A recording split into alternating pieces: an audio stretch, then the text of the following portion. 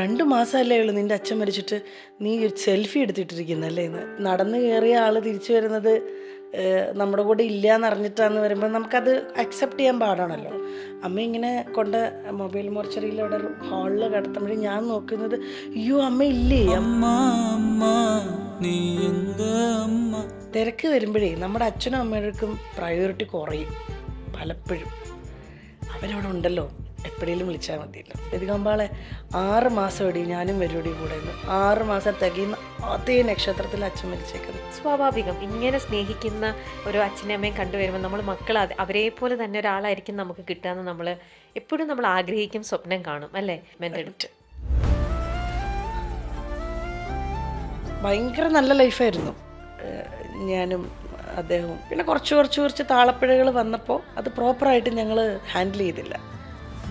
എൻ്റെ ഭാഗത്ത് മിസ്റ്റേക്സ് ഉണ്ട്, അദ്ദേഹത്തിൻ്റെ ഭാഗത്ത് മിസ്റ്റേക്സ് ഉണ്ട്. എല്ലാവരും പറയുന്ന പോലെ കുലസ്ത്രീ പരിവേഷം തന്നെയായിരുന്നു എനിക്ക്. അങ്ങനെ ആയിരുന്നു ഞാൻ. അതൊന്നും അല്ല ലൈഫ്. കേരളത്തിലുള്ള ഓൾമോസ്റ്റ് ആൾക്കാരൊക്കെ ഉണ്ട് ബിഗ് ബോസ് അവളുടെ ലൈഫ് ഇല്ലാണ്ടാക്കി എന്ന്. അങ്ങനെ ഒരു അത് ഇല്ല, ബിഗ് ബോസ് അല്ല. അത് മുഴുവനായിട്ട് നിങ്ങൾ എല്ലാവരും കണ്ടിരുന്നെങ്കിൽ ആ ബുള്ളിങ് ഒന്നും ഉണ്ടാവില്ല. കാരണം അതിന് മുന്നേ ഈ പുള്ളി മാറിയിരിക്കുന്ന സമയങ്ങളിലൊക്കെ ഞങ്ങൾ ചെന്ന് ചേട്ടനോട്, ചേട്ടാ വായട്ടെ കഴിക്കാൻ വായട്ടെ, ഇതൊന്നും പക്ഷേ വരില്ല. ഹൈ ക്വാളിറ്റി മെറ്റീരിയൽസ് കൊണ്ടാണ് നമ്മുടെ ഓരോ വീടും നിർമ്മിച്ചിരിക്കുന്നത്. അതുകൊണ്ട് തന്നെ 10 വർഷത്തെ വാറന്റിയാണ് നമ്മുടെ ഗ്യാരണ്ടി. ഇതുപോലൊരു വീടല്ലേ സർ ആഗ്രഹിക്കുന്നത്? ഇങ്ങനൊരു വീട് ആരാണ് ആഗ്രഹിക്കാത്തത്?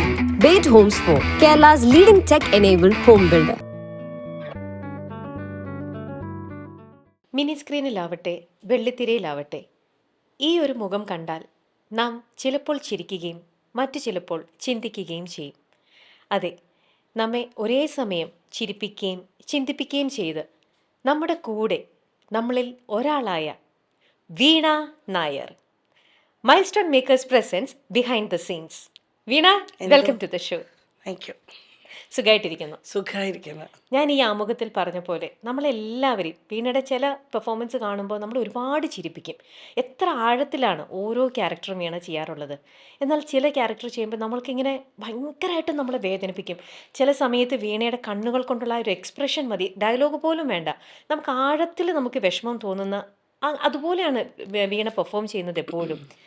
ഞാൻ ചോദിച്ചോട്ടെ, ഇതേപോലെ ഒരേ സമയം നമ്മളെ ചിരിപ്പിക്കാനും ചിന്തിപ്പിക്കാനും കഴിവുള്ള വീണ ശരിക്കും ഒരു മിക്സ്ഡ് ഇമോഷൻസ് എപ്പോഴും ക്യാരി ചെയ്യുന്ന ഒരു വ്യക്തിയാണോ? ഉറപ്പായിട്ടും അതെ.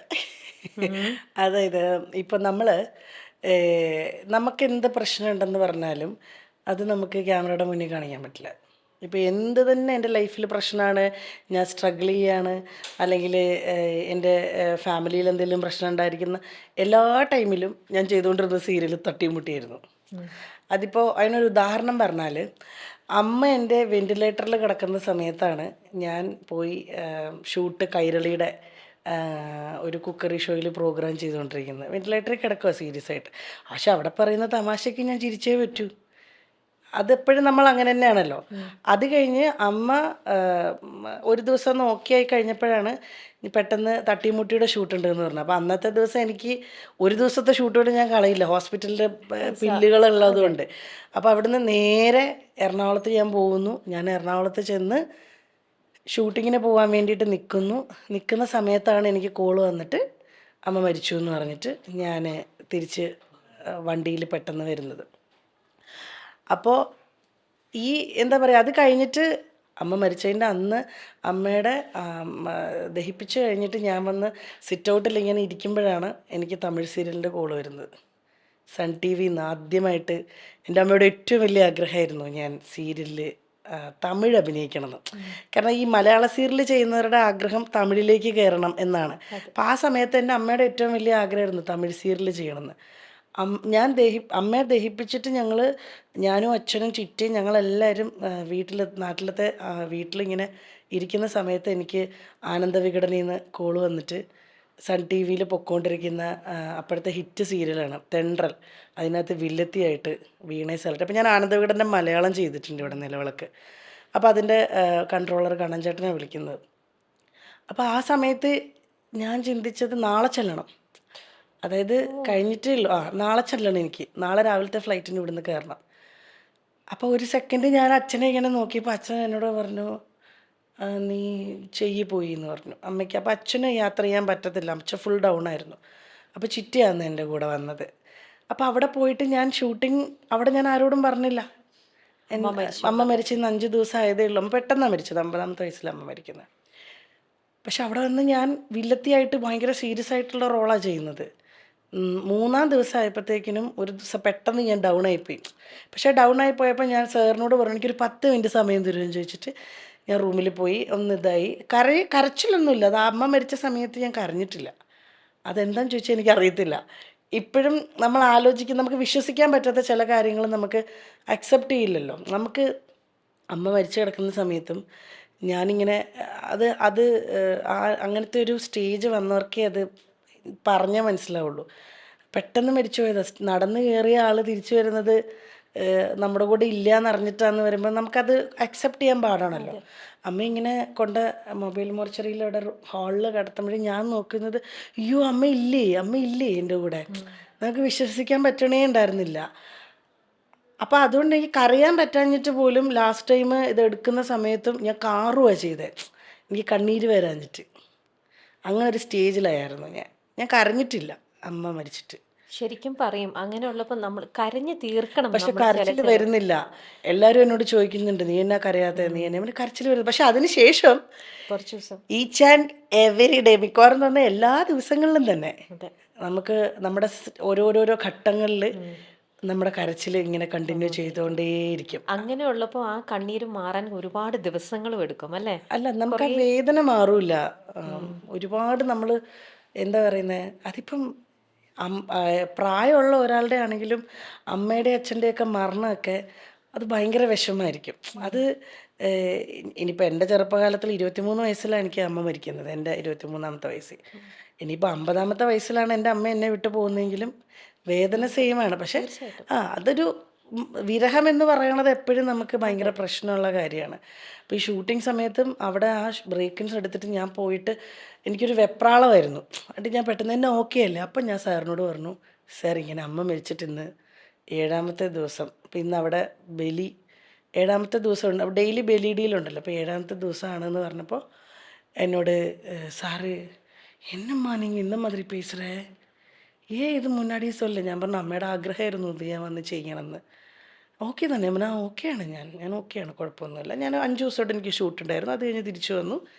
അത് കഴിഞ്ഞ് പിന്നെ എനിക്കൊന്ന് 10-12 ദിവസം കഴിഞ്ഞപ്പോഴത്തേക്കിനും പിന്നെ അച്ഛനെ കോൺസെൻട്രേറ്റ് ചെയ്യാൻ തുടങ്ങി. അച്ഛനെ കംഫർട്ടാക്കണം, അച്ഛന് വയ്യാത്തതാണ്. അമ്മ മരിച്ചു, ഇനി നമ്മൾ അതിന് പിന്നാലെ നിന്നിട്ട് കാര്യമില്ല. കാരണം അത് സംഭവിച്ചു കഴിഞ്ഞു, ഇനിയിപ്പോൾ അതിന് അച്ഛന് മുഴുവൻ ഫോക്കസ് കൊടുക്കണം. ഇതേപോലെ തന്നെയാണ് ഞാൻ മണിച്ചേട്ടൻ്റെ കൂടെ ഇരുവഴി തിരിയുന്നിടന്ന് പറഞ്ഞ സിനിമ ചെയ്തുകൊണ്ടിരിക്കുമ്പോഴാണ് അച്ഛന് പെട്ടെന്ന് അച്ഛനതിന് മുന്നേ ഞാൻ ഖത്തറിലെ ഷോയ്ക്ക് എൻ്റെ കൂടെ അച്ഛൻ വന്നു ഏപ്രിൽ. അപ്പോൾ അവിടുന്ന് ഞാൻ തിരിച്ചു വരുമ്പം അച്ഛൻ ഏപ്രിൽ 29-ന് ഞാൻ ഈ സിനിമയിൽ ജോയിൻ ചെയ്യുമ്പം അച്ഛൻ ഹോസ്പിറ്റലിൽ അഡ്മിറ്റായി. അച്ഛൻ്റെ ലിവറിൻ്റെ പ്രശ്നം കുറച്ച് കൂടിയിട്ട്. ഇതുപോലെ തന്നെ ഞാൻ ലൊക്കേഷനിൽ വെച്ചിട്ടാണ് ഇങ്ങനെ എപ്പോഴും ഡെയിലി അച്ഛൻ ഭയങ്കര കൊളാപ്സ് ആവും, വീണ്ടും ഓക്കെ ആവും, അങ്ങനെയാണ്. ഇപ്പം ഞാൻ ഷൂട്ടിംഗ് ലൊക്കേഷനിലുണ്ട്, അതിനകത്ത് പ്രണയ സീൻ അഭിനയിക്കുന്നുണ്ട്. പക്ഷെ അത് നമുക്കവിടെ കാണിക്കാൻ പറ്റില്ലല്ലോ, നമുക്ക് അവിടെ പറയാൻ പറ്റില്ലല്ലോ. ഞാനവിടെ അത്രയും ദിവസം വർക്ക് ചെയ്താലാണ് ഇവിടെ ബാക്കി ബില്ല് അത്ര കുറച്ചിട്ട്, അതാണ് അപ്പം ചിന്ത. മനസ്സിലായി. ആ ഒരു പ്രഷർ എന്ന് പറയണതല്ലേ, അത് ഭയങ്കര ഇപ്പം എന്നെക്കാളും ഇതിലും പ്രശ്നങ്ങൾ ഫേസ് ചെയ്യുന്ന ആൾക്കാരുണ്ടായിരിക്കും. ഇപ്പം എനിക്കൊരു സോഴ്സ് ഉണ്ടായിരുന്നു, പലർക്കും ആ സോഴ്സ് പോലും ഇല്ലാത്തവരുണ്ട്. അപ്പം ഞാൻ ചിലപ്പോൾ അത് പറഞ്ഞിട്ടാണ് ഞാൻ ആശ്വസിക്കുന്നത്. എനിക്ക് ആ സമയത്ത് അവരെ നോക്കാനായിട്ടൊരു സോഴ്സ് ഉണ്ടായിരുന്നുകൊണ്ട്, അല്ലെങ്കിൽ എനിക്കൊരു നല്ല ഹോസ്പിറ്റലിൽ കൊണ്ടുപോയി അവരെ ട്രീറ്റ് ചെയ്യാൻ പറ്റിയോണ്ട് കുറച്ച് ദിവസത്തോടെ എനിക്ക് ഐസ് കിട്ടിയാൽ അവരുടെ. പക്ഷേ ഈ അച്ഛൻ്റെ കാര്യം ഇതുപോലെ തന്നെ ആയിരുന്നു. ഞാൻ വന്ന് അച്ഛനെ ഡിസ്ചാർജ് ചെയ്യാൻ വേണ്ടി പിറ്റേന്നിരിക്കുന്ന സമയത്താണ് ഞാൻ താഴേക്ക് അച്ഛനപ്പം 1-2 വാശികൾ, പെട്ടെന്ന് ആഗ്രഹങ്ങൾ. അപ്പം ഡോക്ടർ പറഞ്ഞു ബെറ്റർ ആയിട്ടുണ്ട്, അതുകൊണ്ട് ഫുഡൊക്കെ കൊടുത്തോളാൻ പറഞ്ഞു. അപ്പോൾ ഏട്ടത്തേമ്മയെ വിളിച്ചിട്ട് പറഞ്ഞു മീൻകറി വേണമെന്ന് പറഞ്ഞു. അപ്പോൾ തെരണ്ടി മീൻ തന്നെ വേണം അച്ഛന്. ഞാൻ തെരണ്ടി മീൻ അന്വേഷിച്ച് മുഴുവൻ നടന്നിട്ട് തെരണ്ടി മീൻ കിട്ടിയില്ല. അങ്ങനെ ഒരു സ്ഥലത്ത് തെരണ്ടി മീൻ ഉണ്ടെന്ന് പറഞ്ഞാൽ അവിടെ പോയി നോക്കിയപ്പോൾ ഭയങ്കര വില. ഈ തെരണ്ടി അങ്ങനെ എപ്പോഴും അവൈലബിൾ ആകുന്ന സാധനമല്ലല്ലോ. അപ്പം ഞാൻ പെട്ടെന്ന് ആലോചിച്ചു, ബില്ല് ഇത്രയാവും, എന്തായാലും അച്ഛൻ നാളെ വരുമല്ലോ. തെരണ്ടി മീൻ ഇത് ചെറിയൊരു കാര്യമായിരിക്കാം, പക്ഷെ എന്നെ സംബന്ധിച്ചിടത്തോളം ഇത് ഭയങ്കര പ്രശ്നം കേട്ടോ. അങ്ങനെ പിറ്റേ ദിവസം അല്ല, അപ്പം ഞാൻ പ്രിയോട് പറഞ്ഞു തൽക്കാലം തെരണ്ടി കിട്ടിയില്ല എന്ന് അച്ഛനോട് കള്ളം പറയാം, എന്നിട്ട് നമുക്ക് അച്ഛൻ്റെ ഇഷ്ടമുള്ള ഏതെങ്കിലും തുണ്ടമ്മീൻ വാങ്ങിച്ച് കറി വെച്ച് കൊടുക്കാമെന്ന് പറഞ്ഞ് ആ തുണ്ടമ്മീനെ കയറി എന്താണെന്ന് തോന്നുന്നു വാങ്ങിച്ച് ഞാൻ ഏട്ടത്തേമ്മയെ ഏൽപ്പിച്ച് ഞാൻ തിരിച്ച് ഹോസ്പിറ്റലിലെത്തി. അച്ഛൻ്റെ കൂടെ ഞാനും ഉണ്ട്, ചിറ്റയുടെ മോളും ഉണ്ണിയുണ്ട്. അപ്പം പിറ്റേന്ന് രാവിലെയായി. അപ്പം പിറ്റേന്ന് രാവിലെ ഡോക്ടർ വരാറായി. അപ്പം അച്ഛൻ പറഞ്ഞു എനിക്ക് പാലൊഴിച്ച് പാലപ്പം കഴിക്കണമെന്ന്. അപ്പോൾ ഉച്ചക്കത്തേക്ക് മീൻ വരുമല്ലോ. അപ്പം തെരണ്ടി വാങ്ങിക്കാതിരുന്ന കയ്യിലെ പൈസ തികയായിരുന്നതുകൊണ്ടാണ്. ഇതിൻ്റെ ട്വിസ്റ്റ് സംഭവിക്കുന്നത്, ഞാൻ താഴേക്ക് പാലപ്പം വാങ്ങിക്കാൻ പോയപ്പോൾ എനിക്ക് കേൾക്കാം കോഡ് ബ്ലൂ വിളിക്കുന്നത്. അപ്പം ഞാനിങ്ങനെ വിചാരിക്കും ദൈവമേ ആർക്കാണോ കാർഡിയാക് അറസ്റ്റ് വന്നത്, എന്തായാലും ആർക്കാണോ അറ്റാക്ക് എന്തോ വരുന്നത്. അപ്പം ഞാനിങ്ങനെ താഴെ നിന്ന് ആലോചിക്കുക. അപ്പോൾ എനിക്ക് കോള് വരുന്നുണ്ട് ഫോണിൽ ഏതോ നമ്പറിൽ. അപ്പം ഞാൻ കട്ട് ചെയ്ത് വിടുക. അത് കഴിഞ്ഞ് ഞാനപ്പോൾ താഴെ മായ ചേച്ചി, അവിടുത്തെ നേഴ്സാണ്, TSAGയുടെ വൈഫ്, PRSലെ മായ ചേച്ചിയോട് പറയാം അച്ഛനെല്ലാം കുറഞ്ഞു, ഇപ്പോൾ ഡിസ്ചാർജ് ആവും, വീട്ടിൽ പോകാനിരിക്കുക. കാരണം അത് കഴിഞ്ഞ് 44ാമത്തെ ദിവസം എൻ്റെ കല്യാണമാണ്. അപ്പോഴത്തേക്കിനും ഞാൻ താഴേന്ന് വീണ്ടും കോൾ വന്നു. ഞാൻ പറഞ്ഞു ചേച്ചി എന്നാൽ ഞാൻ മേലോട്ട് ചെല്ലട്ടെ, അച്ഛൻ ഫുഡ് കഴിക്കാൻ വേണ്ടി വെയിറ്റ് ചെയ്യാമെന്ന് പറഞ്ഞു. നോർമലി ഞാൻ ലിഫ്റ്റ് കയറിയാണ് പോകുന്നത്, അന്ന് ഞാൻ നടന്നു പോവുക സ്റ്റെപ്പിൽ കൂടെ. സന്തോഷം കാണല്ലോ, അപ്പോൾ അതൊക്കെ ഇങ്ങനെ അടി. അപ്പോൾ വീണ്ടും ഈ കോൾ വന്നപ്പോൾ ഞാൻ എടുത്തപ്പം ഉണ്ണിമോളാണ് വിളിച്ചത്. ചേച്ചി ഓടി വാ, ഒളശേച്ചനെ വിളിക്കുക, ഒളശല്ല ഞങ്ങളുടെ നാട്. അപ്പോൾ ഒളശേച്ചന് വയ്യാന്ന് പറഞ്ഞു. അപ്പോൾ ഈ കോഡ് ബ്ലൂ വിളിച്ചത് മുഴുവൻ അച്ഛൻ്റെ ആയിരുന്നു. അപ്പോൾ എനിക്കിതറിയില്ലല്ലോ, വേറെ ആർക്കാന്ന് കരുതി ഞാൻ പ്രാർത്ഥിക്കുകയും ചെയ്തു. എന്നിട്ട് ഞാൻ മേലെ ചെന്നപ്പം ഫുള്ള് അച്ഛന് ഇത് കൊടുത്തോണ്ടിരിക്കുകയായിരുന്നു. അപ്പോൾ അച്ഛൻ ഫുള്ള് ബ്ലഡൊക്കെ വൊമിറ്റ് ചെയ്തു. പിന്നെ അച്ഛൻ വേഗം പിന്നെ വെൻറ്റിലേറ്ററിലായി. പിന്നെ അച്ഛൻ മരിച്ചു. പിന്നെ ആകെ എനിക്ക് ഫുഡും കൊടുക്കാൻ പറ്റിയില്ല, പാലപ്പവും കൊടുക്കാൻ പറ്റിയില്ല. തെരണ്ടി അച്ഛൻ ഭയങ്കര ആഗ്രഹിച്ചു, അതും പിന്നെ നാളത്തേക്ക് മാറ്റി വെച്ചു. ഇത് വലിയ സംഭവം അല്ലെങ്കിൽ കൂടെ അന്ന് മുതൽ ഈ സമയം വരെ ഈ മീൻ മാത്രം ഞാൻ കഴിക്കില്ല. അതുപോലെ തന്നെ എൻ്റെ ബ്രദർ അതുപോലെ തന്നെ. ഇത് വലിയ സംഭവമായിരിക്കില്ല, ഇപ്പോൾ കേൾക്കുന്നതൊക്കെ ഇതൊരു വലിയ സംഭവമാണോ എന്ന് വിചാരിക്കും. അതെ ശരിക്കും. പക്ഷെ നമ്മൾ കള്ളവും പറഞ്ഞ് ഇത് കൊടുക്കാനും പറ്റിയില്ല. എൻ്റെ ചേട്ടൻ കരിക്കും. എൻ്റെ അമ്മ ലാസ്റ്റ് ചോദിച്ച സാധനം ചേട്ടനോട് കരിക്ക്, അത് കൊണ്ടുവന്നപ്പോഴത്തേക്കും അമ്മ മരിച്ചു. എൻ്റെ ചേട്ടൻ അതിന് ശേഷം കാരണം ഇതൊക്കെ നമ്മളെ ഈ പ്രതീക്ഷിക്കാതെ പോയതാണ് രണ്ടുപേരും. നമ്മളങ്ങനെ വിചാരിച്ചിട്ട് അല്ലെ ഈ വയ്യാതെയൊക്കെ കുറേ നാൾ അങ്ങനെ കിടന്ന് അങ്ങനെയൊന്നും അല്ലല്ലോ. അമ്മയും അച്ഛനൊക്കെ നടന്നു കയറിയവരാ ഹോസ്പിറ്റലിൽ. പെട്ടെന്ന് തിരിച്ചു വന്നത് രണ്ടുപേരും നമ്മൾ വല്ലാണ്ടൊരു മെന്റൽ ഷോക്കിലേക്ക് പോകും ഭയങ്കരമായിട്ട്. അപ്പം ഞാൻ ഇതിൻ്റെ പിറ്റേ ദിവസം എനിക്ക് ഷൂട്ടാ, അച്ഛൻ മരിച്ചതിൻ്റെ. അപ്പം അച്ഛനെ ഇതായല്ലോ, ഓക്കെ ആയല്ലോ. അപ്പം ഞാൻ പെട്ടെന്ന് വിളിച്ചിട്ട് പറഞ്ഞു അച്ഛനിങ്ങനെ മരിച്ചു, എനിക്കൊരു 2 ദിവസം തരണം, ഒന്ന് വേറെ ആരും ഇല്ല. അങ്ങനെ പറഞ്ഞ് 2 ദിവസം കഴിഞ്ഞിട്ട് ഞാൻ വീണ്ടും സിനിമയ്ക്ക് പോയി ജോയിൻ ചെയ്തു. കാരണം ജോയിൻ ചെയ്യാതിരിക്കാൻ പറ്റില്ല, 44 ദിവസം എൻ്റെ കല്യാണമാണ്. അപ്പം അങ്ങനത്തെ നമ്മളെ ട്രാവൽ ചെയ്യിപ്പിക്കുന്ന 1-2 ഘടകങ്ങൾ ലൈഫിലുണ്ട്. എന്നാലും വീണ ഇത് കേൾക്കുമ്പോൾ തന്നെ വീണ പറയുമ്പോൾ ഫുൾ ഞാൻ ഇങ്ങനെ വിഷ്വലൈസ് ചെയ്യാണ്. നടന്നു കയറിപ്പോയ അച്ഛനും അല്ലെങ്കിൽ അമ്മയുടെ അവസ്ഥ, വീണ നിസ്സഹായാവസ്ഥയുടെ പുറത്താണ് വീണ വർക്ക് ചെയ്യേണ്ടി വരുന്നത്. എനിക്കിത് ശരിക്കും എനിക്ക് തോന്നുന്നു പലരുടെ ലൈഫിലും ഇങ്ങനെ ഉണ്ടായിട്ടുണ്ട്. ഞാനിത് പറഞ്ഞ സമയത്തെ നമുക്കൊരു ബ്രേക്ക് എടുക്കാൻ വീണ, ഒരു ബ്രേക്ക് എടുത്തിട്ട് നമുക്ക് ചെയ്യാം, ഒരു ബ്രേക്ക് എടുത്തിട്ട് ചെയ്യാം.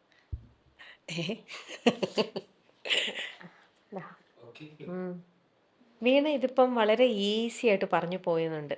പക്ഷെ ആ ഒരു സമയത്ത് വീണ അനുഭവിച്ച ആ ഒരു വേദന എന്ന് പറയണത് അത് ആർക്കും റിലേറ്റ് ചെയ്യാൻ പറ്റും. കാരണം നമുക്ക് എല്ലാവർക്കും അച്ഛനും അമ്മയും ഉണ്ടല്ലേ, അതുള്ള ആർക്കും റിലേറ്റ് ചെയ്യാൻ പറ്റുന്ന ഒരു വേദനയാണ്.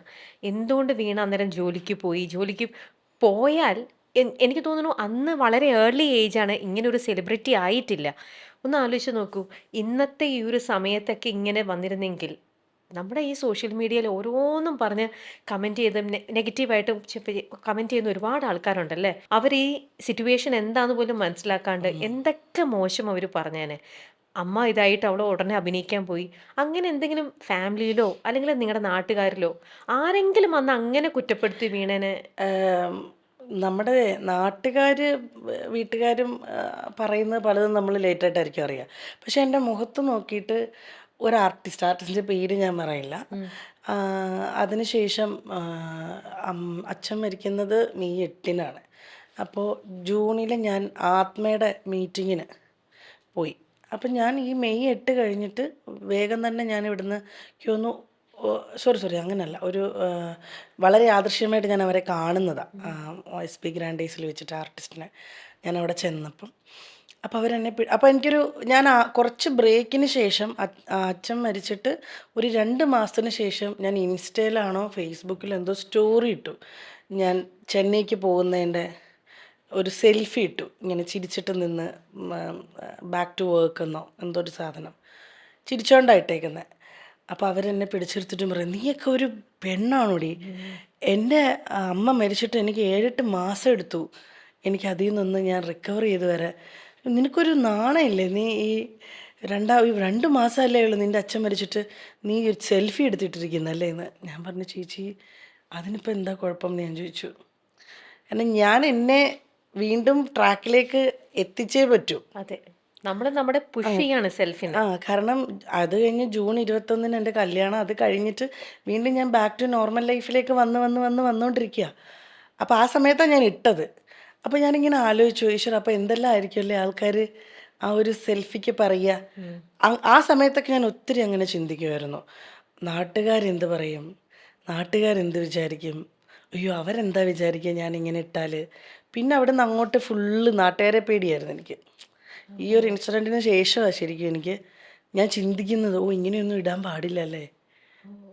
ഇപ്പം നമ്മളിപ്പോൾ എന്തെങ്കിലും നമ്മൾ പറയുകയോ പ്രവർത്തിക്കുകയോ എന്ത് ചെയ്താലും ഏറ്റവും അധികം ക്രിട്ടിസൈസ് ചെയ്യുന്നത് നമ്മുടെ ഇൻഡസ്ട്രിയിലുള്ളവർ, നമ്മളെ അറിയാത്തവരും അറിയാവുന്നവരും പറയും.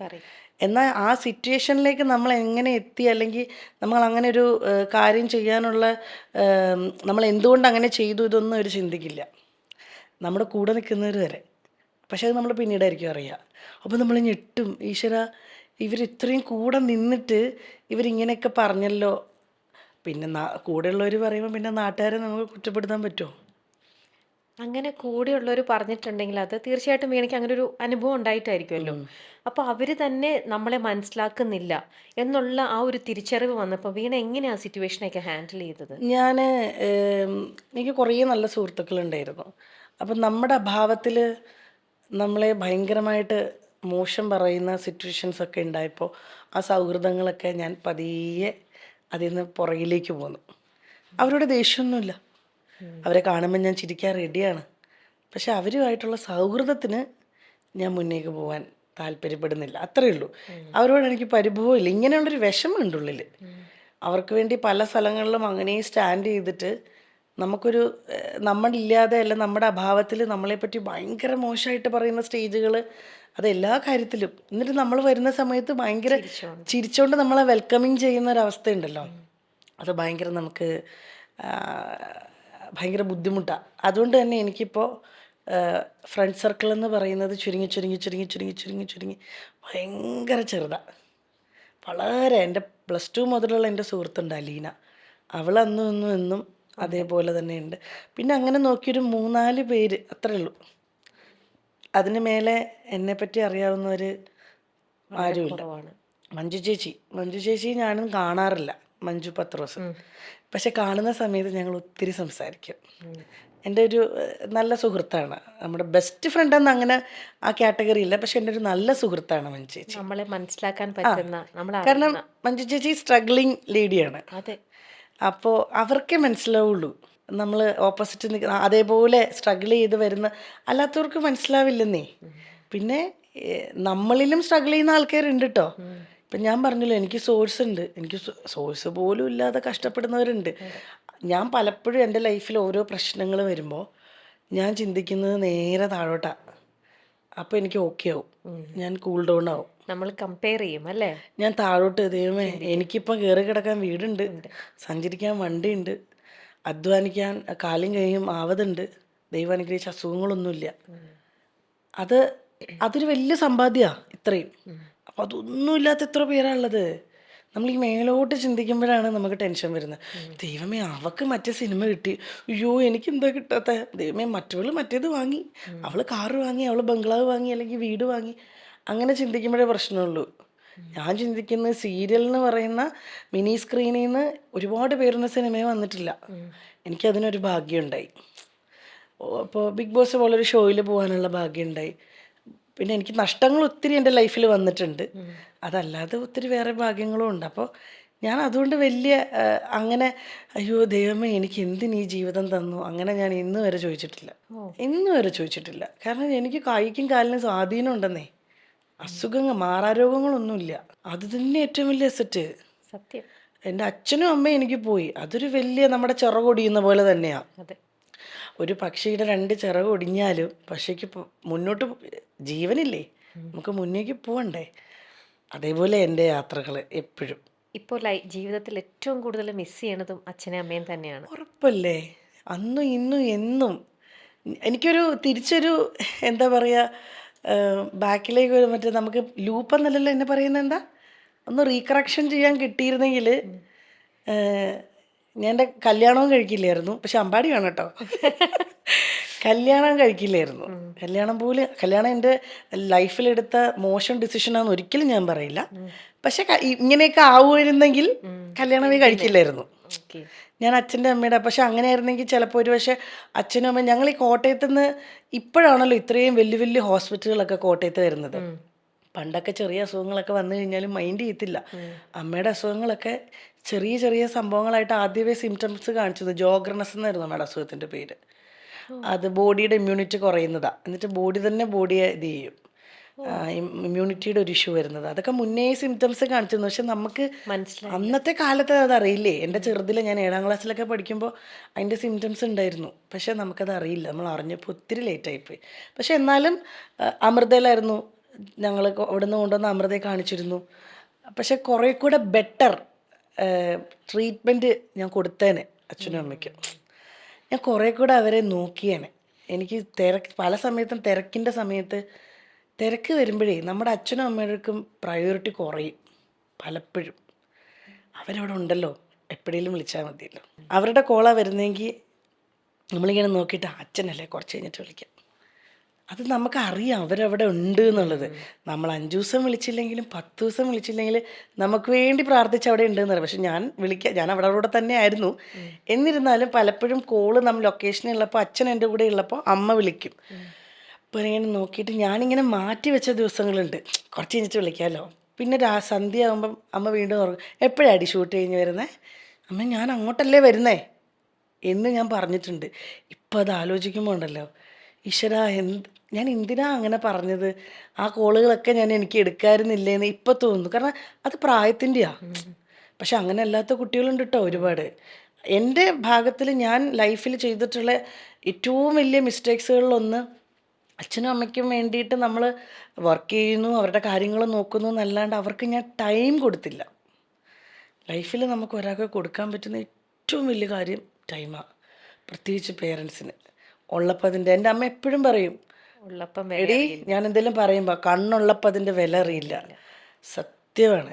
ഞാനിപ്പോൾ എപ്പോഴും എൻ്റെ ഫ്രണ്ട്സ്, എൻ്റെ കൂടെയുള്ള 1-2 ക്ലോസ് ഫ്രണ്ട്സിനറിയാം, എന്തെങ്കിലും വിഷമം വന്നാൽ ഞാൻ അവരുടെ അടുത്താണ് ഞാൻ തുറന്നിട്ട് ഞാൻ കരയുകയൊക്കെ ചെയ്യുക. അപ്പം ഞാൻ ഇത് പറഞ്ഞിട്ട് ഞാൻ പറയും, എൻ്റെ അമ്മ എപ്പോഴും എന്നോട് പറയും, കണ്ണുള്ളപ്പോൾ അതിൻ്റെ വില അറിയില്ലടി. സത്യമാണ്. അയ്യോ, നല്ല വ്യക്തമായിട്ട് അതിൻ്റെ വില അറിയുന്നുണ്ട്. ഇപ്പം ഞാൻ ഷൂട്ടിന് പോണു, ഞാൻ എൻ്റെ വീട്ടിൽ പെൺകുട്ടി ഭയങ്കര സ്ട്രോങ് ആയിട്ട് എൻ്റെ കുഞ്ഞിനെ അവളുടെ കുഞ്ഞിനെ പോലെ നോക്കുന്നതുകൊണ്ടാണ് ഞാൻ ഇപ്പോൾ ഇവിടെ വന്നിരിക്കുന്നത്. അതല്ലെങ്കിൽ എന്താ, നമുക്ക് ധൈര്യമായിട്ട് നമ്മുടെ അച്ഛനെയും അമ്മയും ആരെയെങ്കിലും, അവർ പേരക്കുട്ടികളെന്ന് വെച്ചാൽ ജീവനായിരിക്കും, നോക്കാൻ ഏൽപ്പിക്കും. എനിക്കൊരു വിഷമം വന്നാൽ, ഇപ്പം ഞാൻ കഴിഞ്ഞ കുറച്ച് വർഷങ്ങൾ കടന്നു പോയ ഒരുപാട് വിഷമം പിടിച്ച എൻ്റെ സിറ്റുവേഷനിലെല്ലാം എനിക്ക് പോയി ചെന്ന് കെട്ടിപ്പിടിച്ച് കരയാൻ എൻ്റെ ഉണ്ടായിരുന്നേനെ. അതുണ്ടായിട്ടില്ല. ഞാൻ ഫോട്ടോയിൽ നോക്കിയാൽ കരഞ്ഞിട്ടുള്ളത്. എന്ത് ചെയ്യാൻ പറ്റും? എൻ്റെ വീട്ടിലങ്ങനെ ഫ്രെയിം ചെയ്ത് അച്ഛനും അമ്മയും മരിച്ച് മറ്റേ തിരി കത്തിച്ച ആ പരിപാടി ഒന്നുമില്ല. അച്ഛൻ്റെ അമ്മയുടെ ഒരു കൊച്ചു ഫോട്ടോ ഇറങ്ങുന്നിടത്ത് ഇങ്ങനെ വെച്ചിട്ടുണ്ട്, ഫ്രണ്ടിലൊരു പിങ്ക് കളറിലെ റോസാപ്പൂവായിട്ട്. അതല്ലാതെ അങ്ങനെ സെപ്പറേറ്റ് അങ്ങനത്തെ ഫീൽ എനിക്ക് ഇഷ്ടമല്ലാത്തതുകൊണ്ട്, നോർമലി മരിച്ചു കഴിഞ്ഞാൽ നമ്മൾ ഫോട്ടോയൊക്കെ വെച്ച് മാലയൊക്കെ വെച്ച്, എനിക്കതൊന്നും പറ്റൂല.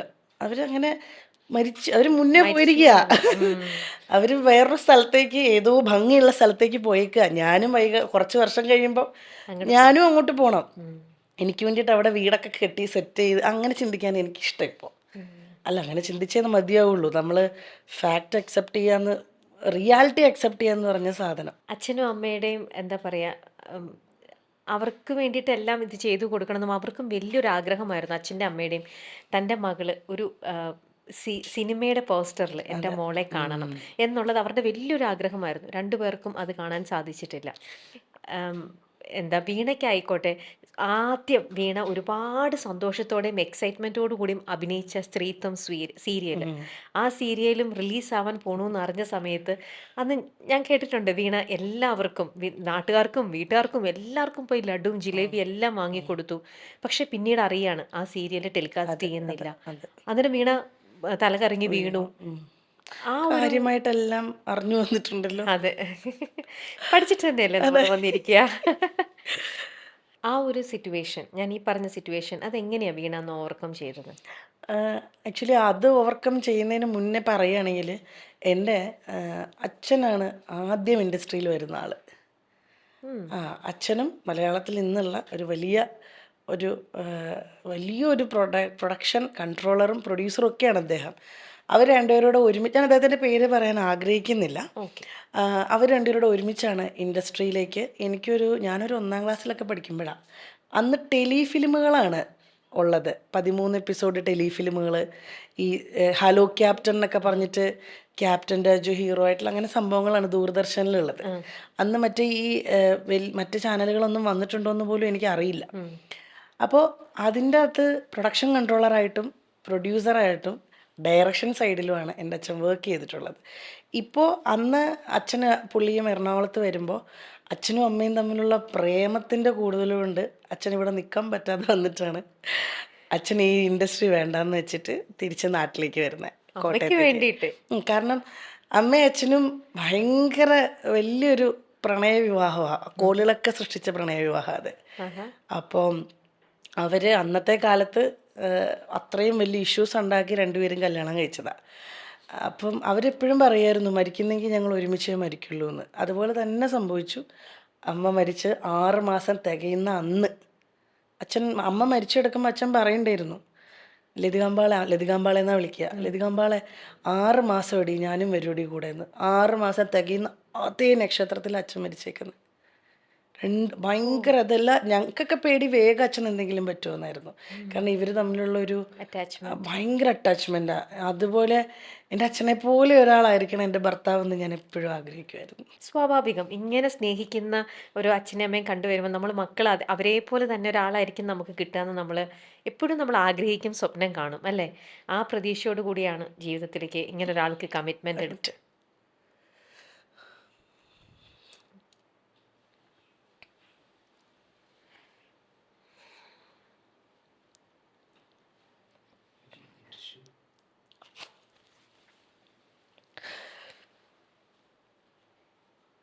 വീണ,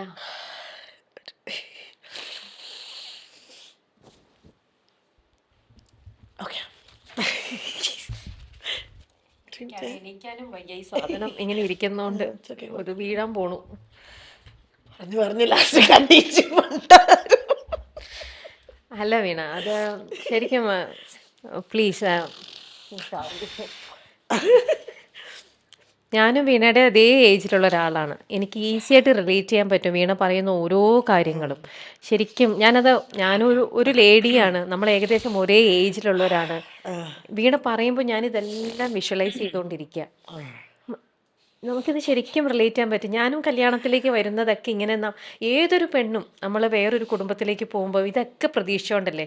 പ്രത്യേകിച്ചും ഞാനും അതെ, തുടക്ക സമയത്ത് എൻ്റെ ഹസ്ബൻഡ് അവരുടെ വീട്ടിലെ സാഹചര്യങ്ങൾ വേറൊരു രീതിയിലായിരിക്കാം. നമ്മളെപ്പോഴും നമ്മുടെ അച്ഛൻ്റെ അമ്മയുടെ രീതി വെച്ചിട്ടാണ് നമ്മൾ അദ്ദേഹത്തിനെ കാണുന്നതും. നമ്മൾ അതുപോലെ തന്നെ ആയിരിക്കും ഇവരും എന്ന് വിചാരിച്ചിട്ട് എനിക്കും അത് എൻ്റെ ഏർലി സ്റ്റേജിലൊക്കെ അങ്ങനെ തന്നെയാണ്. എൻ്റെ അച്ഛനും അമ്മയും, എൻ്റെ അച്ഛൻ എവിടെ പോകണമെങ്കിലും എൻ്റെ അമ്മ ഡ്രസ്സ് എടുത്ത് കൊടുക്കണം. എൻ്റെ അച്ഛൻ അവർ തമ്മിലുള്ള ബോണ്ടിങ്, എൻ്റെ അച്ഛനും അമ്മയും തമ്മിൽ ടച്ച് വുഡ് ഭയങ്കര നല്ലൊരു ഇതാണ്. അപ്പം ഞാൻ അത് തന്നെ പ്രതീക്ഷിക്കുമല്ലോ. പക്ഷെ ഞാൻ ഇവിടെ വരുമ്പം ഇവർക്ക് അങ്ങനെ നിഖിലിന് ഞാൻ അങ്ങനെ ഡ്രസ്സ് എടുത്ത് കൊടുക്കൊന്നും വേണ്ട, നീലാണ് തന്നെ എടുക്കണം. അപ്പോൾ ആ തുടക്കത്തിൽ നമുക്കത് ബുദ്ധിമുട്ടായിരിക്കും. പിന്നീട് ഓക്കെ, നമ്മൾ റിയാലിറ്റി മനസ്സിലാക്കുകയാണ്, ഇവരിങ്ങനെയാണ്, അതങ്ങനെയാണ്. പക്ഷെ വീണ ഇപ്പോൾ പറയുമ്പോൾ എനിക്കത് എല്ലാ പെൺകുട്ടികളും ഇങ്ങനെ തന്നെയാണ് ലൈഫിലേക്ക് എൻ്റർ ചെയ്യുന്നത്. നമ്മൾ അതിനകത്ത് എന്ന് വെച്ചാൽ എനിക്ക് എന്താണെന്ന് പറയുക, എനിക്ക് ആ കഴിഞ്ഞു പോയ ആ ഇതിനെപ്പറ്റി എനിക്ക് ഒത്തിരി പറയാൻ ആഗ്രഹമില്ലാത്തതുകൊണ്ടാട്ടോ. അല്ല, ഞാൻ പറയുകയാണ്. പക്ഷെ നമ്മൾ അങ്ങനെ ഭയങ്കര നല്ല ലൈഫായിരുന്നു. ഞാനും അദ്ദേഹവും ഭയങ്കര ഹാപ്പി ആയിക്കൊണ്ട് നല്ല രീതിയിൽ പോയിക്കൊണ്ടിരുന്ന. പിന്നെ കുറച്ച് താളപ്പിഴകൾ വന്നപ്പോൾ അത് പ്രോപ്പറായിട്ട് ഞങ്ങൾ ഹാൻഡിൽ ചെയ്തില്ല. എൻ്റെ ഭാഗത്ത് മിസ്റ്റേക്സ് ഉണ്ട്, അദ്ദേഹത്തിൻ്റെ ഭാഗത്ത് മിസ്റ്റേക്സ് ഉണ്ട്. അപ്പം അതുകൊണ്ടൊക്കെ ഇങ്ങനെയൊക്കെ ആയിപ്പോയി. ഒരു പക്ഷേ എൻ്റെ അച്ഛനും അമ്മയും ഉണ്ടായിരുന്നെങ്കിൽ ഇങ്ങനൊന്നും ആവില്ലായിരുന്നു. അതെ അതെ, എൻ്റെ സൈഡിൽ നിന്ന് ആ സമയത്ത് സംസാരിക്കാൻ അല്ലെങ്കിൽ അതിനൊന്നും അച്ഛനും അമ്മ ഉണ്ടായിരുന്നെ കുറച്ചുകൂടെ സ്ട്രോങ് ആയിട്ട്. എൻ്റെ ചേട്ടൻ ഒറ്റ കാര്യം എന്നോട് പറഞ്ഞുള്ളൂ. എനിക്കൊരു ബ്രദറുണ്ട്, ശരത്ത് എന്ന പേര്, ലിബു എന്ന് ഞാൻ വിളിക്കും. ലിബു ചേട്ടൻ ഒറ്റ കാര്യമേ പറഞ്ഞുള്ളൂ, നിൻ്റെ തീരുമാനമാണ് നിൻ്റെ ലൈഫ്. പക്ഷെ നമ്മുടെ അച്ഛനും അമ്മ ഉണ്ടായിരുന്നെ കുറച്ചുകൂടെ നമ്മളോട് അങ്ങനെ ആയിരിക്കില്ല പറയുക. ഏട്ടൻ കുറച്ചുകൂടെ മുതിർന്ന രീതിയിൽ ഏട്ടൻ എന്നോട് അങ്ങനെ സംസാരിച്ചു എന്നേ ഉള്ളൂ. ബാക്കി എനിക്ക് കണ്ണൻ്റെ വീട്ടിൽ വേറെ അങ്ങനത്തെ വലിയ ഇതൊന്നും ഉണ്ടായിരുന്നില്ല. ഞങ്ങൾ കുഴപ്പമില്ലായിരുന്നു, ഞാൻ ഓക്കെ ആയിരുന്നു, ഞങ്ങൾ ഹാപ്പി ആയിരുന്നു. ഞങ്ങൾക്ക് ഒത്തിരി നല്ല ഗുഡ് മെമ്മറീസ് ഉണ്ട്. പിന്നെ ബാഡ് മെമ്മറീസ് ഉള്ളത് അത്ര നല്ലതല്ല, അത്രയേ ഉള്ളൂ. അതെൻ്റെ ഭാഗത്തു നിന്നും അദ്ദേഹത്തിൻ്റെ ഭാഗത്തു നിന്നും എങ്ങനെയോ ആയിക്കോട്ടെ. അതെ, ആ ഒരു രണ്ടുപേരും ഒരു ഫാമിലിയിൽ അത് ഗുഡ് മെമ്മറീസും ബാഡ് മെമ്മറീസും ഉണ്ടായിരുന്നു. അതിനകത്ത് ഗുഡ് മെമ്മറീസ് ഒത്തിരി ഉണ്ട്. അതുകൊണ്ട് എനിക്ക് ഇപ്പോഴും എനിക്ക് അദ്ദേഹത്തെ വെറുക്കാനോ അദ്ദേഹത്തോട് ദേഷ്യമോ അല്ലെങ്കിൽ ഒന്നുമില്ല. എനിക്കിപ്പോഴും അതുകൊണ്ട് എൻ്റെ മോൻ്റെ അച്ഛൻ എന്നുള്ള രീതി എനിക്ക് ഭയങ്കര ഇഷ്ടമാണ് അയാളെ ഇപ്പോഴും. കാരണം at the end of the day ഞങ്ങൾ തമ്മിൽ നല്ല ഇത്രയും വർഷം ഒരുമിച്ചുണ്ടായിരുന്നതാണ്. നമ്മൾ ഒരു ദിവസം നമ്മൾ പിരിഞ്ഞു അല്ലെങ്കിൽ പിണങ്ങിയെന്ന് വെച്ചിട്ട് ഞാൻ അദ്ദേഹത്തെ കുറേ കുറ്റപ്പെടുത്തി, അല്ല അദ്ദേഹം എന്നെ കുറേ കുറ്റപ്പെടുത്തി. ഞാൻ ഒരു പബ്ലിക് പ്ലാറ്റ്ഫോമിൽ പോയി നമ്മളിരുന്ന് സംസാരിച്ചിട്ട് ഒന്നും നേടാനില്ല. അദ്ദേഹം നല്ല മനുഷ്യനാണ്. അദ്ദേഹത്തിന് അങ്ങനെ ഞങ്ങളതായിട്ടുള്ള പേഴ്സണൽ പ്രശ്നങ്ങളാണ് അതൊക്കെ. പക്ഷെ അത് മോനെ ബാധിക്കരുതെന്ന് ഞങ്ങൾക്ക് ഭയങ്കര നിർബന്ധമുണ്ട് കേട്ടോ, രണ്ടുപേർക്കും. അത് ഞങ്ങൾ മോനെ ബാധിപ്പിച്ചിട്ടേ ഇല്ല. ഇപ്പം അവധി വന്നപ്പോൾ കണ്ണൻ്റെ കൂടെ ആയിരുന്നു ഓൾമോസ്റ്റ് ദിവസങ്ങൾ. കാരണം എനിക്ക് നല്ല തിരക്കായിരുന്നു. അപ്പം ഞാൻ തന്നെ വിളിച്ചിട്ട് പറഞ്ഞു, കണ്ണ കുറച്ച് ദിവസം കൂടെ അവനോട്. അതിനെന്താ, കണ്ണന് സന്തോഷമില്ലല്ലോ. അപ്പം ഒരു അച്ഛനെന്ന രീതിയിലും അമ്മയെന്നുള്ള രീതിയിലും അവൻ ഹാപ്പിയാണ് ഞങ്ങളുടെ കാര്യത്തിൽ. ആ ഒരു സന്തോഷം എനിക്കുണ്ട്. കാരണം അയാൾ നല്ല സോളാണ്, കണ്ണന് നല്ല മനുഷ്യനാണ്. പിന്നെ ഈ പേഴ്സണലി ഉള്ള പ്രശ്നങ്ങളാണ് ഇതിലേക്ക് ഇങ്ങനെ ഒരു രീതിയിൽ അങ്ങ് പോയത്. നമ്മുടെയും ആ പ്രായത്തിന്റെ പുറത്തുണ്ടാവുന്ന നമുക്ക് ആ ഒരു പക്വതയില്ലായ്മയുടെ പുറത്തോ ഒരുപാട് അതിനകത്ത് കുറേ സംഭവങ്ങളുണ്ട്. അപ്പം അത് എന്താ പറയുക, അത് അടഞ്ഞു അധ്യായം. അതെ, പക്ഷേ നമ്മുടെ ഒരു എന്താ പറയാ അച്ഛനും അമ്മയും ഉണ്ടായിരുന്നെങ്കിൽ ഇങ്ങനെയൊന്നും നമുക്ക് സംഭവിക്കുക. എപ്പോഴും നമുക്ക് നമ്മുടെ ബാക്കിൽ നമുക്കൊരു സ്ട്രെങ്ത് ആണല്ലോ അവർ കൂടെ ഉള്ളപ്പോൾ. നമുക്ക് തെറ്റ് പറ്റിയിട്ടുണ്ടെങ്കിൽ അവർ നമുക്ക് പറഞ്ഞു തരും അല്ലേ, ഇതുപോലെ ഇത് ചെയ്യണം, മറ്റുള്ളവരുടെ. അപ്പം അങ്ങനെ ഇപ്പോഴാണെങ്കിലും ഇപ്പം വീണയ്ക്ക് എപ്പോഴെങ്കിലും അത് റിഗ്രറ്റ് ചെയ്യുന്നുണ്ടോ? എന്താണ് ഞാൻ എടുത്തു പോയ ഒരു ഡിസിഷൻ? അല്ലല്ല, റിഗ്രറ്റ് ഒന്നുമില്ല എനിക്കൊരു. ഞാൻ ചെയ്തു പോയതിൽ എനിക്ക്, അല്ലെങ്കിൽ ഞങ്ങൾ പരസ്പരം ലാസ്റ്റ് ഞാനിപ്പോൾ ഈ കഴിഞ്ഞ ഫെബ്രുവരിയിലാണ് ഞാൻ മ്യൂച്വലിന് ഞാൻ ഓക്കെ പറയുന്നത്. അപ്പം അതിനകത്ത് റിഗ്രറ്റ് ഒന്നുമില്ല. കണ്ണൻ ഹാപ്പിയാണ്. ഒരു പക്ഷെ അതാണ് ചിലത് പറയില്ലേ, ചേരേണ്ടത് ചേരണമെന്ന് പറയില്ലേ. ഞാനൊരു പക്ഷേ ഇങ്ങനെ മാറിയത് കൊണ്ടായിരിക്കും ഞാൻ ഭയങ്കര, എനിക്ക് തന്നെ അറിയാം ഞാൻ പഴയ ഞാനല്ല ഇപ്പോൾ. ഞാൻ ഭയങ്കരമായിട്ട് എന്തിനെ ഫേസ് ചെയ്യാൻ നല്ല രീതിയിൽ പഠിച്ചു. എൻ്റെ അച്ഛനും അമ്മയും മരിച്ച സമയത്തൊക്കെ ഞാൻ ഭയങ്കര സ്ട്രോങ് ആയിട്ട് നിന്നിട്ടുണ്ടെങ്കിലും ലൈഫിൽ വന്ന സമയത്ത് ഞാൻ ഭയങ്കര, എല്ലാവരും പറയുന്ന പോലെ കുലസ്ത്രീ പരിവേഷം തന്നെയായിരുന്നു. എനിക്ക് അങ്ങനെ ആയിരുന്നു ഞാൻ. പക്ഷെ അതൊന്നും അല്ല ലൈഫ്. കുലസ്ത്രീ ആയിരിക്കുന്നതോ അല്ലെങ്കിൽ അങ്ങനെയൊന്നും അതൊന്നും അല്ല ലൈഫ് എന്ന് ഇപ്പോഴാണ് എനിക്ക് മനസ്സിലായത്. അദ്ദേഹത്തിന് ചേർന്ന ആളാണ് ഇപ്പോൾ കൂടെ ഉള്ളത്. അവർ നല്ല സ്ത്രീയാണ്. ഞാൻ നമ്മൾ അന്വേഷിക്കൂല, എന്തായാലും അറിഞ്ഞെടുത്തോളം അവർ നല്ല സ്ത്രീയാണ്. അവരുണ്ട് ചേരേണ്ടത് തന്നെയാണ് ചേർന്നേക്കുന്നത്. അപ്പോൾ എനിക്കതിനകത്ത് വിഷമം ചോദിച്ചാൽ മനുഷ്യനല്ലേ പിള്ളേ. സത്യം, വിഷമം എപ്പോഴെങ്കിലും. കാരണം ഇപ്പോഴും നിങ്ങൾ ഒരുമിച്ചില്ലാന്നല്ലോ, ഒരു കാലത്ത് ഒരുമിച്ചുണ്ടായിരുന്നവരാണ്, പരസ്പരം നന്നായിട്ട് സ്നേഹിച്ചവരാണ്. നമുക്ക് അവരൊന്നും അങ്ങനെ പാട്ടുകൾ ഞങ്ങൾ രണ്ടുപേരും ചേർന്ന് കേട്ടിട്ടുണ്ടായിരുന്ന പാട്ടുകൾ കേൾക്കുമ്പോൾ ഇപ്പോഴും പുള്ളിയെ ഓർമ്മ വരുള്ളൂ. അമ്പാടിയുടെ പഴയ വീഡിയോസും ഒക്കെ നമുക്ക് ഫേസ്ബുക്കിൽ അപ്ഡേഷൻ വരുമ്പോഴൊക്കെ കണ്ണനും ഞാനും കുഞ്ഞും കൂടെയുള്ള ഫോട്ടോസാണ് കാണുന്നത്. അതുപോലെ തന്നെ പുള്ളിക്ക് റിഫ്ലക്റ്റ് ചെയ്യാതിരിക്കത്തില്ല, മനുഷ്യരല്ലേ. പിന്നെ at the end of the day പുള്ളി അങ്ങനെ ഗ്രഡ്ജോ വൈരാഗ്യോ അങ്ങനത്തെ ഉള്ളൊരു ആളല്ല. പുള്ളി നല്ല മനുഷ്യൻ തന്നെയാണ്. എനിക്കും അങ്ങനെ ഗ്രഡ്ജോ പ്രശ്നങ്ങളോ ഒന്നും തന്നെ ഒരാളോടും ഇല്ല. അപ്പം അതുകൊണ്ട് തന്നെയാണ് ഞങ്ങളിപ്പോൾ മോൻ്റെ കാര്യത്തിലും എനിക്കങ്ങനെ, പിന്നെ നമ്മൾ ഓരോന്നും വെച്ചിട്ട് മോനെ നോക്കുന്നത് കസ്റ്റഡി എനിക്കാണ് എന്നുള്ളത് മാത്രമേ ഉള്ളൂ. കസ്റ്റഡി എന്നുള്ള പേര് പോലും പറയാൻ നമുക്ക് ഇതല്ല. പക്ഷെ മോൻ്റെ കാര്യങ്ങൾ മുഴുവൻ ഹാൻഡിൽ ചെയ്യുന്നത് ഞാനാണ്. അതിനകത്ത് ഞാൻ ഭയങ്കര ഹാപ്പിയാണ്. നമ്മൾ ജീവിക്കുന്നതിൽ അർത്ഥം വേണ്ടേ. എനിക്ക് ജീവിക്കുന്നതിന് ഭയങ്കര അർത്ഥമുണ്ട്. എൻ്റെ കുഞ്ഞെനിക്ക് അതൊരു ഭയങ്കര എന്താ പറയുക, ഭയങ്കര സ്ട്രോങ് പില്ലറാണ് അവൻ എൻ്റെ. സത്യം, മക്കളെന്ന് പറയണത്. നമ്മൾ ഏത് ഒരു പക്ഷേ ഈ സമയത്തായിരുന്നു എൻ്റെ കല്യാണം നടന്നിരുന്നെങ്കിൽ ഇങ്ങനെയൊന്നും സംഭവിക്കില്ലായിരുന്നു. കാരണം ഇപ്പം എനിക്ക് അന്ന് എടുത്തു ചാടി നമ്മൾ ഭയങ്കര ദേഷ്യം, എനിക്ക് ഭയങ്കര ഒന്നും മുന്നും പിന്നും നോക്കാത്ത രീതികളുണ്ടായിരുന്നു എനിക്ക് കുറേ. പക്ഷെ ഇപ്പം അങ്ങനെ അല്ലല്ലോ. ഇപ്പം നമ്മൾ എന്താ ചെയ്യുന്നത്, പ്രവർത്തിക്കുന്നതിനൊക്കെ നമുക്ക് വ്യക്തമായ ഒരു ധാരണയും കാഴ്ചപ്പാടും ഉണ്ട്. എനിക്ക് അറിയാവുന്ന എൻ്റെ കസിൻസൊക്കെ പിള്ളേരോട് പറയും, ദൈവം ഇത് 30 വയസ്സെങ്കിലും ആകുമ്പോഴേ കല്യാണം കഴിക്കാവുള്ളേ. കാരണം ആ ഒരു പ്രായമൊക്കെ എത്തണമെന്നേ നമുക്കൊരു പക്വത. എല്ലാവരും പറയും ഇല്ല ഞാൻ ഭയങ്കര മെച്യൂരിറ്റി ഉണ്ട്, നമ്മുടെ വേറെ പല കാര്യങ്ങൾക്കും നമ്മൾ ഫേസ് ചെയ്യുന്ന പ്രശ്നങ്ങൾ നമ്മൾ മെച്യൂർഡായിട്ട് ചെയ്യും. പക്ഷെ ചില കാര്യങ്ങൾക്ക് നമുക്ക് മെച്യൂരിറ്റി വരാൻ, അല്ലെ വകതിരിവ് വരാൻ കുറച്ച് സമയമെടുക്കും. അപ്പം അങ്ങനെ എനിക്ക് തോന്നിയിട്ടുണ്ട്, ഒന്ന് ഡിലേ ആയിട്ട് മതിയായിരുന്നു എന്നെനിക്ക് തോന്നിയിട്ടുണ്ട്. പക്ഷെ ഇപ്പം ഹാപ്പിയാണ്, പുള്ളി ഹാപ്പിയാ, ഞാനും ഹാപ്പിയാ. ഇതെല്ലാം നമ്മൾ അവസാനം നമ്മുടെ തലവര, നമ്മുടെ ഡെസ്റ്റിനി ആയിരുന്നു ഇതെല്ലാം, അല്ലേ? നമ്മൾ ഇതൊക്കെ ഗോ ത്രൂ ചെയ്യണം, നമ്മൾ ആരും ആഗ്രഹിച്ചിട്ടല്ല, പക്ഷെ നമ്മുടെ ലൈഫിൽ ഇതൊക്കെ നമ്മൾ ഗോ ത്രൂ ചെയ്യണം എന്നുള്ളത് നമ്മുടെ ഓരോരുത്തരുടെയും ഉള്ള ഇതാണ്. പക്ഷേ നമുക്ക് എപ്പോഴും നമ്മുടെ ലൈഫിലൊരു പ്രശ്നങ്ങളൊക്കെ വരുമ്പോഴേ സ്വാഭാവികമായിട്ടും നമ്മൾ ആരാണെങ്കിലും, കല്യാണം കഴിഞ്ഞിട്ടുള്ളവരാണെങ്കിൽ നമ്മൾ നമ്മുടെ ഭർത്താവിൻ്റെ അടുത്തായിരിക്കും പറയുക, അല്ലെങ്കിൽ അച്ഛനും അമ്മ, അല്ലെങ്കിൽ നമ്മുടെ നല്ലൊരു ക്ലോസ് ഫ്രണ്ട് ഉണ്ടെങ്കിൽ, ബെസ്റ്റ് ഫ്രണ്ട് ഉണ്ടെങ്കിൽ. അങ്ങനെ വീണയെ സംബന്ധിച്ചപ്പോൾ ഇപ്പം എന്തെങ്കിലും ഒരു ബുദ്ധിമുട്ടുകളോ എന്തെങ്കിലും ഒരു പ്രശ്നമോ വീണയ്ക്ക് ഹാൻഡിൽ ചെയ്യാൻ പറ്റാത്ത പല സിറ്റുവേഷൻസ് വന്നു കഴിഞ്ഞാൽ അപ്പോൾ വീണ ഇപ്പോൾ ആരുടെ അടുത്ത് ആദ്യം പോയി പറയുക? ഇപ്പോൾ കഴിഞ്ഞ കുറച്ച് നാളുകളായിട്ട് ഞാൻ പറഞ്ഞു, എനിക്ക് കുറച്ച് വളരെ 1, 2, 3 ഫ്രണ്ട്സ് ഉണ്ട്. അതിനകത്ത് എൻ്റെ എല്ലാ കാര്യം അറിയാവുന്ന ഒരു ഫ്രണ്ടെന്ന് പറയുന്നത്, എന്നെപ്പറ്റി ഞാൻ എന്ന് പറയാവുന്ന ഒരാളാണ് അലീന. എന്നാൽ ഇന്നും വിളിക്കാറില്ല ഞാൻ അവളെ. പിന്നെ അല്ലാതെ എനിക്കിവിടെ ഒരു നല്ലൊരു ഫ്രണ്ട്, വളരെ ഭയങ്കര എന്താ പറയുക, നമ്മുടെ കൂടെ അങ്ങനെ നിൽക്കുന്ന കുറച്ച് സൗഹൃദങ്ങളുണ്ട്. അതിനകത്ത് ഈ കഴിഞ്ഞ ഒരു ജനുവരിയാണോ ഡിസംബറിലോ മറ്റോ എൻ്റെ ചേട്ടന് പെട്ടെന്നൊരു വയ്യാഴിക വന്നു. ഞാനും ചേട്ടനും ക്ലോസ് ആയിരുന്നു, പക്ഷെ അങ്ങനെ ഡെയിലി വിളിക്കലോ അല്ലെ സുഖാണോടി നിനക്ക് വയ്യേ അങ്ങനെ ഒന്നും ചോദിക്കലൊന്നുമില്ല. കാണുമ്പോൾ ഭയങ്കര സ്നേഹമാണ്. ഡെയിലി വിളിച്ച് അന്വേഷിക്കുന്ന ചേട്ടനോ ഡെയിലി വിളിച്ച് ചേട്ടൻ്റെ വിശേഷങ്ങൾ അന്വേഷിക്കുന്ന പെങ്ങളോ അല്ലായിരുന്നു ഞാൻ.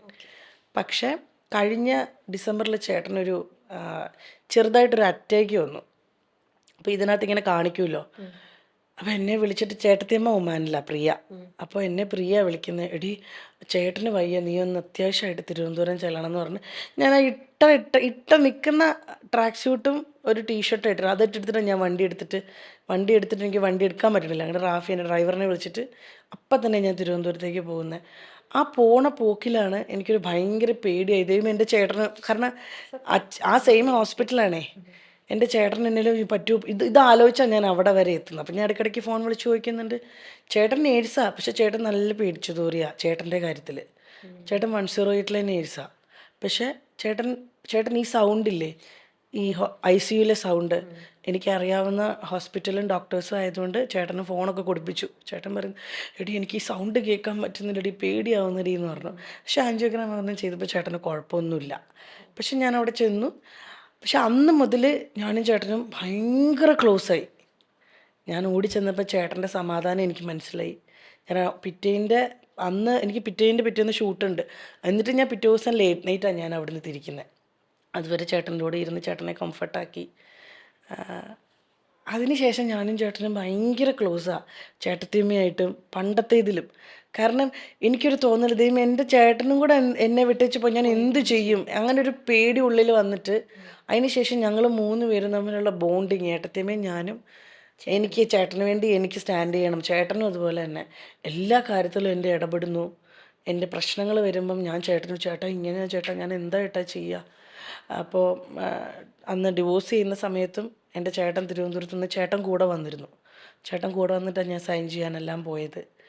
അപ്പോൾ ഇപ്പോൾ ചേട്ടൻ എനിക്കിപ്പോൾ ഭയങ്കര ഒരു, എൻ്റെ എന്താ പറയുന്നത്, ഇത്രയും കുറേ ചെറുതിലെ എനിക്ക് നഷ്ടപ്പെട്ടു പോയിരുന്ന ഒരു ബോണ്ടിങ് ഉണ്ടായിരുന്നു. ചെറുതിലെന്ന് വെച്ചാൽ ഒരു ചേട്ടൻ്റെ കല്യാണമൊക്കെ കഴിഞ്ഞ് ചേട്ടൻ ബിസിയായി, ഫാമിലി 2 മക്കളുണ്ട്, അവരവരുടെ ലൈഫ്. അതിൽ നിന്ന് മാറി ഞാനും ചേട്ടനും പ്രിയയൊക്കെ തമ്മിൽ ഇപ്പോൾ ഒരു ഭയങ്കര ബോണ്ടുണ്ട്. അതിന് ശേഷം ഞാൻ എൻ്റെ ഫാമിലിയിലുള്ള പലരുമായിട്ടും കൂടുതൽ ഞാൻ ബോണ്ടിങ് വെച്ചു. എൻ്റെ ചിറ്റപ്പൻ, എൻ്റെ അച്ഛൻ്റെ പെങ്ങളുടെ ഫാമിലി, അമ്മാമ്മ എല്ലാവരുമായിട്ട്. കാരണം എനിക്ക് ആരെയും നഷ്ടപ്പെടരുത്, ഉള്ള സമയം എനിക്ക് എല്ലാവരുടെയും കൂടെ വേണം, അങ്ങനത്തെ ഒരു തോന്നൽ ആ ഒരു ഇതിന് ശേഷം എനിക്ക് വന്നത്. ചേട്ടൻ്റെ ഒരു പെട്ടെന്നുള്ള വയ്യാഴികയ്ക്ക് ശേഷം എനിക്കെല്ലാം എല്ലാവരോടും ഇപ്പോൾ പറയാൻ പറ്റുന്നുണ്ട്. ചിറ്റയോടും ചിറ്റപ്പനോടും എൻ്റെ ചേട്ടനോടും ചേട്ടത്തിയമ്മയോടും ഒക്കെ എനിക്ക് പണ്ട് എനിക്ക് ഓപ്പൺ ആവാൻ പറ്റുന്നില്ലായിരുന്നു, പേടിച്ചിട്ട്. ആരെ പേടി? സമൂഹത്തിനെയായിരുന്നു എനിക്ക് പേടി. അവരെന്ത് വിചാരിക്കും, അയ്യോ ഇവരിത് അറിഞ്ഞു കഴിഞ്ഞാൽ എന്താവുമോ. പക്ഷെ ആ പേടി ഇപ്പോൾ പോയി. എൻ്റെ വീട്ടുകാർക്ക് പ്രശ്നമില്ലെങ്കിൽ പിന്നെ ഞാൻ ഒരാളെയും പേടിക്കേണ്ട കാര്യമില്ല. ആ തീരുമാനം ഞാൻ എൻ്റെ ലൈഫിലെടുത്തോ, അത് ഞാൻ എടുത്തിട്ട് കുറച്ച് നാളുകളായി. അതായത് പബ്ലിക് എന്ത് പറയുന്നു എന്ന് നോക്കി ജീവിക്കണ്ടെന്ന്. ഞാൻ കാരണം ഒരാൾക്കൊരു പ്രശ്നം വരാതെ പോവുക, ഞാൻ കാരണം ഒരാൾക്ക് ഒരു ബുദ്ധിമുട്ടുണ്ടാവാതെ എന്നതൊഴിച്ച് ഞാൻ എന്തും എൻ്റെ ഫേസ്ബുക്കിലോ ഇൻസ്റ്റയിലോ അല്ലെങ്കിൽ ഞാൻ പറയുന്നതോ ഞാൻ പ്രവർത്തിക്കുന്നതോ എന്തായാലും കുഴപ്പമില്ല. ഞാൻ കാരണം എന്ത് സംഭവിക്കുന്നു, അല്ല ഞാൻ കാരണം ഒരാൾക്ക്, ഇപ്പം ഞാനൊരു വേർഡ് യൂസ് ചെയ്തു, അത് രമ്യക്ക് ഹേർട്ടായെങ്കിൽ അതെനിക്ക് ബുദ്ധിമുട്ടാണ്. അതല്ലാതെ ഞാൻ എന്ത് പറഞ്ഞാലും എന്ത് ചെയ്താലും ഒരു പ്രശ്നമില്ലെന്നേ. പിന്നെ ഈ കമൻസും കാര്യങ്ങളും അതിനിപ്പോൾ ഇന്നും ഉണ്ടാവും. നമുക്ക് എല്ലാവരും പ്ലീസ് ചെയ്തിട്ട് ഒരിക്കലും നമുക്ക് ജീവിക്കാൻ പറ്റില്ല. പിന്നെ ഒറ്റ കാര്യമുള്ളൂ, ഇതെല്ലാം ആലോചിച്ച് നമ്മൾ കമൻസ് അവരെന്ത് വിചാരിക്കും ഇവരെന്ത് വിചാരിക്കുമെന്ന് നോക്കി നമ്മൾ മുന്നോട്ട് പോയാൽ നമ്മുടെ ജീവിതം തീർന്നു പോകുന്നേ. അങ്ങനെ ചിന്തിക്കാനേ പാടില്ല. ഇപ്പം ഈ നിമിഷം ഉണ്ടല്ലോ, ഇത് ഭയങ്കര ഗിഫ്റ്റഡാ ഈ സമയം. ഇതിപ്പോൾ കഴിഞ്ഞ് നമുക്ക് പോയി കഴിഞ്ഞാൽ ഇനി ഇതുപോലെ തന്നെ ഷൂട്ട് ചെയ്യാൻ പറ്റുമില്ലല്ലോ. ഈ സെയിം ഡയലോഗ്, ഈ സെയിം സംസാരം ഒന്നും പറ്റില്ല. കഴിഞ്ഞത് കഴിഞ്ഞു, നമ്മളങ്ങ് പോവാന്നുള്ളതേ ഉള്ളൂ. എനിക്ക് ലക്ഷ്യമുണ്ട്, വ്യക്തമായ ഒരു ലക്ഷ്യമുണ്ട്. ഇപ്പോൾ എൻ്റെ കരിയർ, എൻ്റെ മോൻ്റെ വളർച്ച, എനിക്ക് കുറേ ആഗ്രഹങ്ങളുണ്ട്. എനിക്ക് കുറേ സ്ഥലത്ത് എത്തണം. ഞാനൊരു യാത്രയിലാണ് അതിൻ്റെ. അപ്പോൾ അതിനിപ്പോൾ ആരെന്നെ പുറകിൽ നിന്ന് വലിച്ചാലും എന്നെ താഴെ വീഴിച്ചാലും ഞാൻ എണീക്കും. അത് ഞാൻ എൻ്റെ കഴിഞ്ഞ ഒരു 1-2 മാസം ഞാൻ കുറേ പ്രശ്നങ്ങളിലൂടെ, അതായത് പ്രശ്നങ്ങളിലൂടെ എന്നല്ല, ഭയങ്കര സന്തോഷമുള്ളൊരു കാര്യമാണ്. ഞാനൊരു പ്രൊഡക്ഷൻ കമ്പനി സ്റ്റാർട്ട് ചെയ്തു, വീണ നായർ പ്രൊഡക്ഷൻ എന്നുള്ള പേരിൽ. അതെൻ്റെ ലൈഫിൽ ഏറ്റവും ഭയങ്കര ഒരു ഹാപ്പി മൊമെൻ്റ് ആണ്. അത് വീണയുടെ ഒരു ഡ്രീം ആയിരുന്നു? വീണയുടെ അല്ല, എൻ്റെ അച്ഛൻ്റെ ഒരു ഡ്രീമായിരുന്നു അത്. അച്ഛൻ പ്രൊഡക്ഷൻ തുടങ്ങി, അത് കണ്ടാണല്ലോ നമ്മളിതൊക്കെ ആഗ്രഹിക്കുന്നത്. നമ്മൾ അതായിരുന്നു സംസാരിച്ചുകൊണ്ടിരുന്നത്. അപ്പോൾ അതിലേക്ക് ഞാൻ വന്നിട്ട് ഞാനിത് പറയാം. അപ്പോൾ അച്ഛൻ വഴിയാണ് ഞാൻ ഇൻഡസ്ട്രിയിൽ ആദ്യമായിട്ട് വരുന്നത്. അച്ഛൻ പാരയ്ക്ക് പകരം മറുപാര എന്ന് പറഞ്ഞൊരു കോമഡി സീരിയൽ, ഞാനിങ്ങനെ വെറുതെ നിൽക്കുന്നതേ ഉള്ളൂ, അഭിനയിക്കുന്നൊന്നുമില്ല.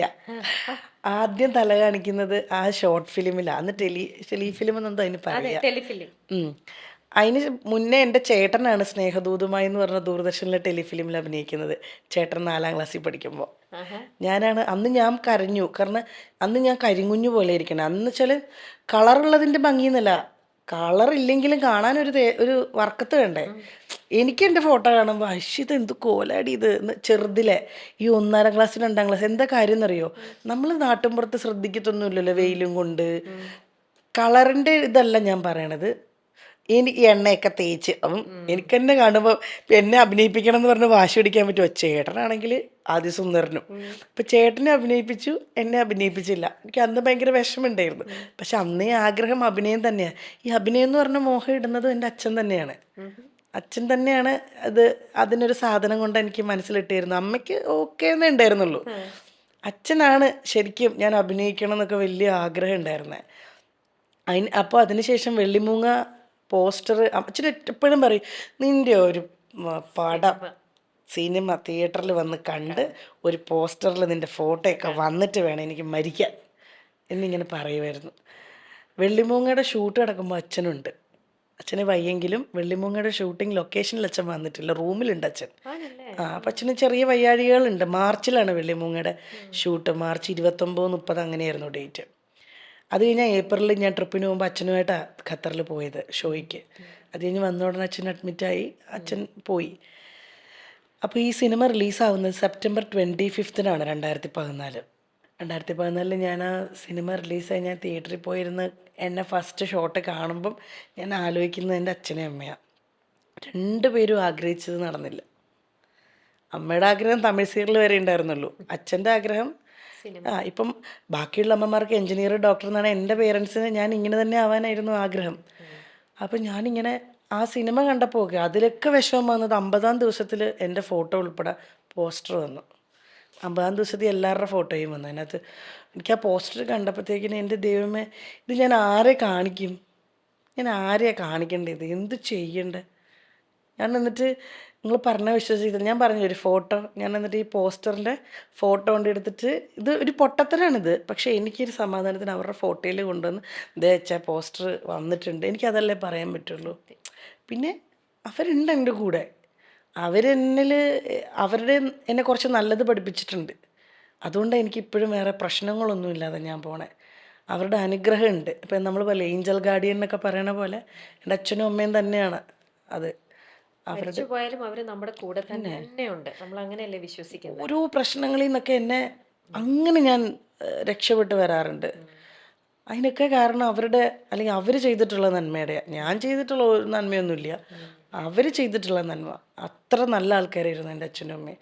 പണ്ട് പറയും നല്ലവരെ നേരത്തെ വിളിക്കും എന്ന് പറയുന്ന പോലെ അത്ര നല്ലതായിരുന്നു എൻ്റെ അച്ഛനും അമ്മയും. അത് ഞങ്ങളുടെ നാട്ടിലുള്ളവർ ഇപ്പോഴും പറയും. ഞാൻ പരിപ്പിൽ കുറേ, എൻ്റെ നാട് കോട്ടയത്ത് പരിപ്പെന്ന് പറഞ്ഞ സ്ഥലമാണ്. നല്ല രസമുള്ളൊരു ഗ്രാമം കേട്ടോ. അപ്പോൾ ഇപ്പോഴും ഭയങ്കര സ്നേഹം അവിടെയുള്ളവർക്ക്. കഴിഞ്ഞിടയ്ക്ക് ഞാൻ പള്ളിവേട്ടയ്ക്ക് ഞാൻ പോയിരുന്നു, പല അമ്പലത്തിൽ, ശിവൻ്റെ പരിപ്പിലമ്പലത്തിൽ ഞാൻ പോയപ്പം എല്ലാവരും വന്ന് സംസാരിക്കുന്നതേ എന്നോടുള്ള സ്നേഹം കൊണ്ടല്ലാന്ന് എനിക്ക് നല്ല വ്യക്തമായിട്ട് അറിയാം. ബാബുവിൻ്റെ ലതികയുടെ മോളായതുകൊണ്ടാണ്. അത് നമുക്ക് ഫീൽ ചെയ്യും. അതൊരു ഭയങ്കര, അത് അവരുണ്ടാക്കിയെടുത്തൊരു ഭയങ്കര ഇമേജാണ് അത്. ഞാനൊരു ആർട്ടിസ്റ്റായിട്ടല്ല അവരെന്നും എന്നെ കാണണേ. അത് അവിടുത്തെ നാട്ടിലെ അവർക്ക് ഭയങ്കര ഇതാണേ, ഭയങ്കര നന്മയുള്ള ആൾക്കാരാണ്. പ്രത്യേകിച്ച് നാട്ടിൻപുറം അങ്ങനെയാണല്ലോ. നമ്മുടെ വീട്ടിലൊരു പ്രശ്നം വന്നാൽ ആ അപ്പുറത്തെ വീട്ടുകാരായിരിക്കും മുഴുവൻ ഏറ്റെടുക്കുന്നത്. എനിക്കിപ്പോഴും അറിയില്ല എൻ്റെ ഫ്ലാറ്റിൽ താമസിക്കുന്ന അപ്പുറം ഇപ്പുറം ആൾക്കാരുടെ പേര് പോലും. അതാണ് വ്യത്യാസം. അത് വെച്ചാൽ അവർ മോശം എന്നല്ല ഞാൻ പറയണത്, നാട്ടിൻപുറത്തിന് ഭയങ്കര ഒരു ഇതുണ്ട്, ഒരു കൂട്ടായ്മയാണ് അവരുടെ ആ ഒരു ഇതെന്ന് പറയണത്. അതൊന്നും ഇപ്പോൾ നാട്ടിൻപുറത്ത് തന്നെ പോകണം. ശരിക്കും അതൊക്കെ ഇവിടെ ഇപ്പൊ കുറവാണ്. വളരെ ചുരുക്കം ചില ഏരിയകളിൽ ചില ആൾക്കാർ തമ്മിൽ അതൊക്കെ മെയിൻറ്റെയിൻ ചെയ്ത് പോകുന്നുണ്ട്. പക്ഷെ നമ്മൾ ഇൻ ജനറൽ പറയുമ്പോൾ ആ ഒരു നിഷ്കളങ്കതയും ആ ഒരു ഇന്നസെൻസ് നമ്മൾ വിളിക്കാതെ തന്നെ നമ്മുടെ സഹായത്തിനായിട്ട് അവർ ഉണ്ടാവും അല്ലേ. എന്തെങ്കിലും പ്രശ്നം വന്നാൽ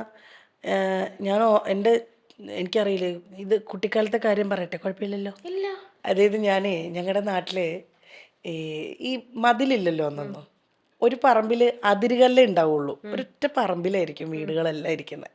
അപ്പം ഞാൻ ഈ പാടില്ലേ, ഇത് ഞാൻ കൊച്ചിലെ വീണതാണ് കരിങ്കല്ലിൽ ഇടിച്ചിട്ട്.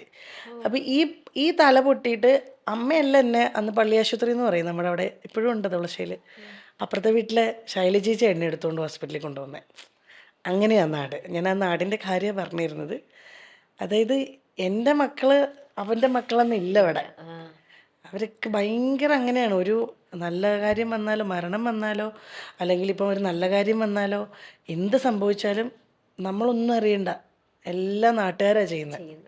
അവരുടെ ഒരാളാണ് നമ്മൾ എന്നുള്ള രീതിയിലാണ്. ഞാൻ നീ എന്നുള്ളൊരു സെപ്പറേഷൻ ഇല്ല അവരത്. പക്ഷെ അതുകൊണ്ട് തന്നെ പെട്ടെന്ന് അവർക്ക് വിഷമവും വരും, നമ്മൾ എന്തെങ്കിലും ഒന്ന് ചെറുതായിട്ട് ഇത് വരുമ്പോൾ. പക്ഷെ ആ വഴക്കിനൊന്നും ആയുസുമില്ല. അപ്പുറം ഇപ്പുറയും വീട്ടുകാർ തമ്മിലുള്ള വഴക്കിനൊന്നും ആയുസുമില്ല. ഇപ്പുറം കരിവേപ്പിലയില്ലേ, ചേച്ചി കരിവേപ്പിലുണ്ടോ എന്ന് ചോദിച്ചിട്ട് അവിടെ നിന്ന്, ചേച്ചി ഉപ്പുണ്ടോ ചേച്ചി, അങ്ങനെ തന്നെ ആയിരിക്കുമല്ലോ അല്ലേ.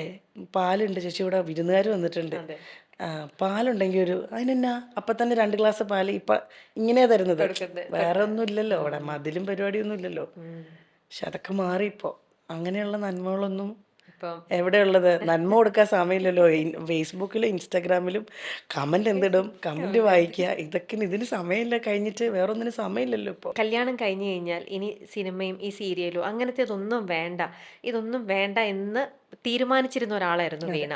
പക്ഷെ പിന്നീട് ഇപ്പൊ നോക്കിക്കഴിഞ്ഞാൽ അന്ന് അങ്ങനെ ഒരു ഡിസിഷൻ എടുത്തിരുന്നെങ്കിൽ ഇന്നിപ്പോൾ സ്വന്തം കാലിൽ വീണ മകന്റെ കാര്യം നോക്കി സ്വന്തം കാലിൽ നിൽക്കുന്ന ഒരാളാണ്. അന്ന് അങ്ങനെ ഒരു ഡിസിഷൻ എടുക്കണമെന്ന് വിചാരിച്ചിരുന്നു, പക്ഷെ എടുത്തില്ല. അത് വളരെ നല്ല കാര്യമെന്ന് ഇപ്പൊ തിരിഞ്ഞു നോക്കുമ്പോൾ തോന്നുന്നില്ലേ? ഉറപ്പായിട്ടും എനിക്കറിയാവുന്നവരോടൊക്കെ ഞാൻ പറയുന്നത്, ഒരു പെണ്ണിന് അല്ലെങ്കിൽ ഒരു സ്ത്രീക്ക് വേണ്ടത് സ്വന്തം കാലിൽ നിൽക്കുക എന്നുള്ളതാണ്.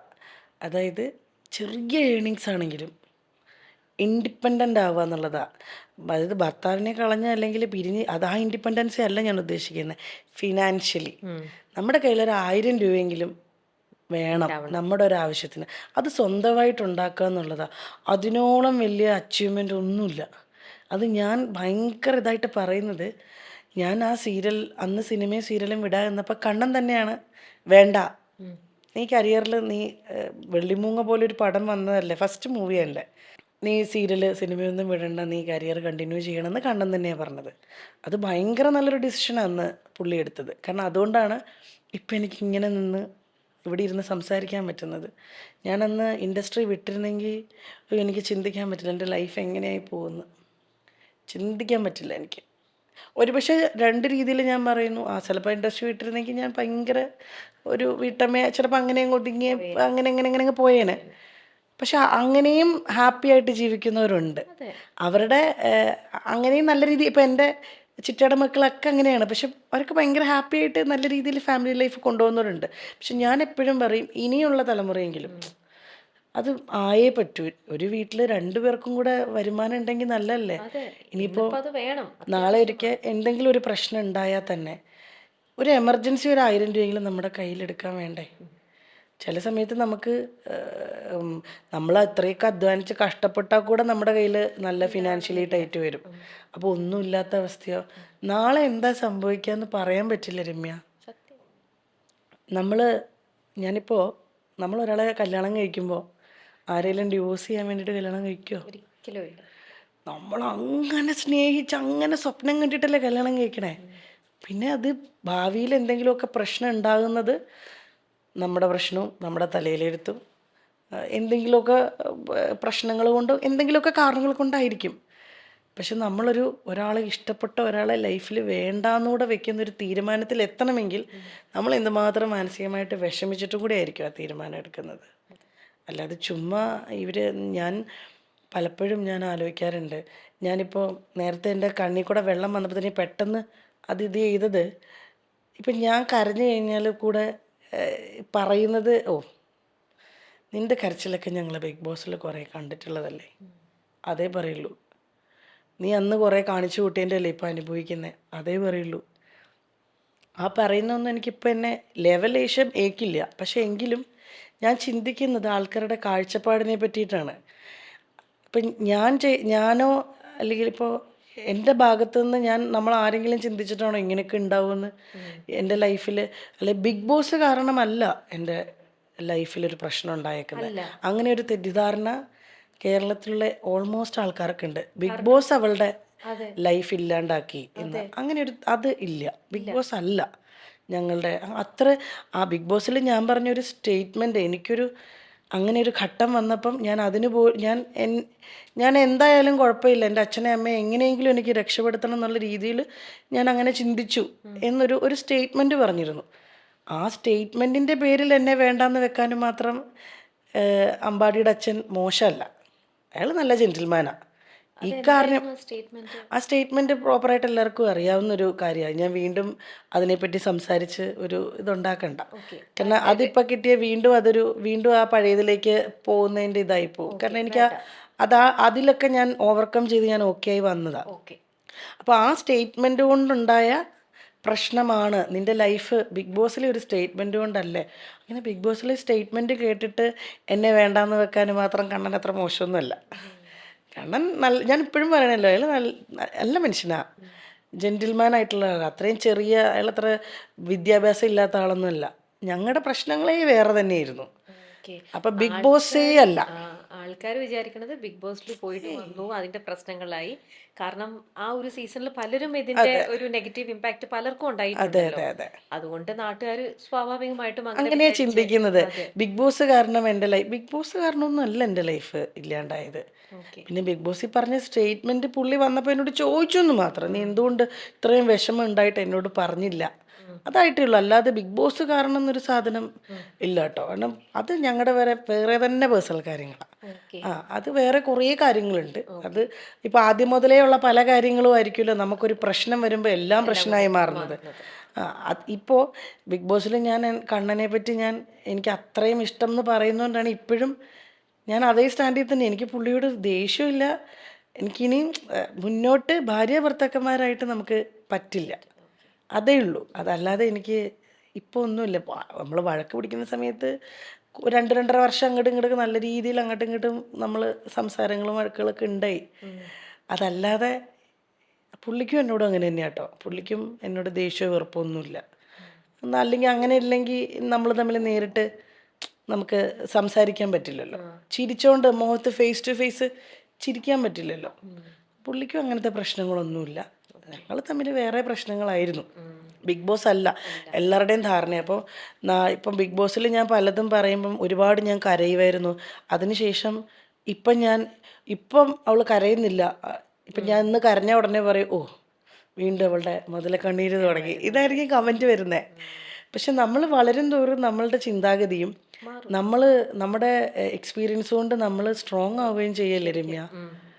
ഇപ്പം ഞാൻ ആ സ്റ്റേജിലാണ് ഉള്ളത്. പിന്നെ അച്ഛൻ്റെയൊക്കെ കാര്യം പറയുമ്പം ഉള്ളിൻ്റെ ഉള്ളിൽ നമ്മൾ ഇത്രയും സംസാരിക്കുമ്പം നമുക്ക് വിങ്ങും ഒരു സ്റ്റേജ് എത്തുമ്പം. അതല്ലാതെ എനിക്ക് പുറമേ പോയി എൻ്റെ വിഷമം അല്ലെങ്കിൽ എനിക്ക് പബ്ലിക്കിനോട് ഞാൻ കരഞ്ഞ് ഞാൻ ഭയങ്കര എപ്പോഴും അത് സഹതപിക്കാനേ പറ്റുള്ളൂ.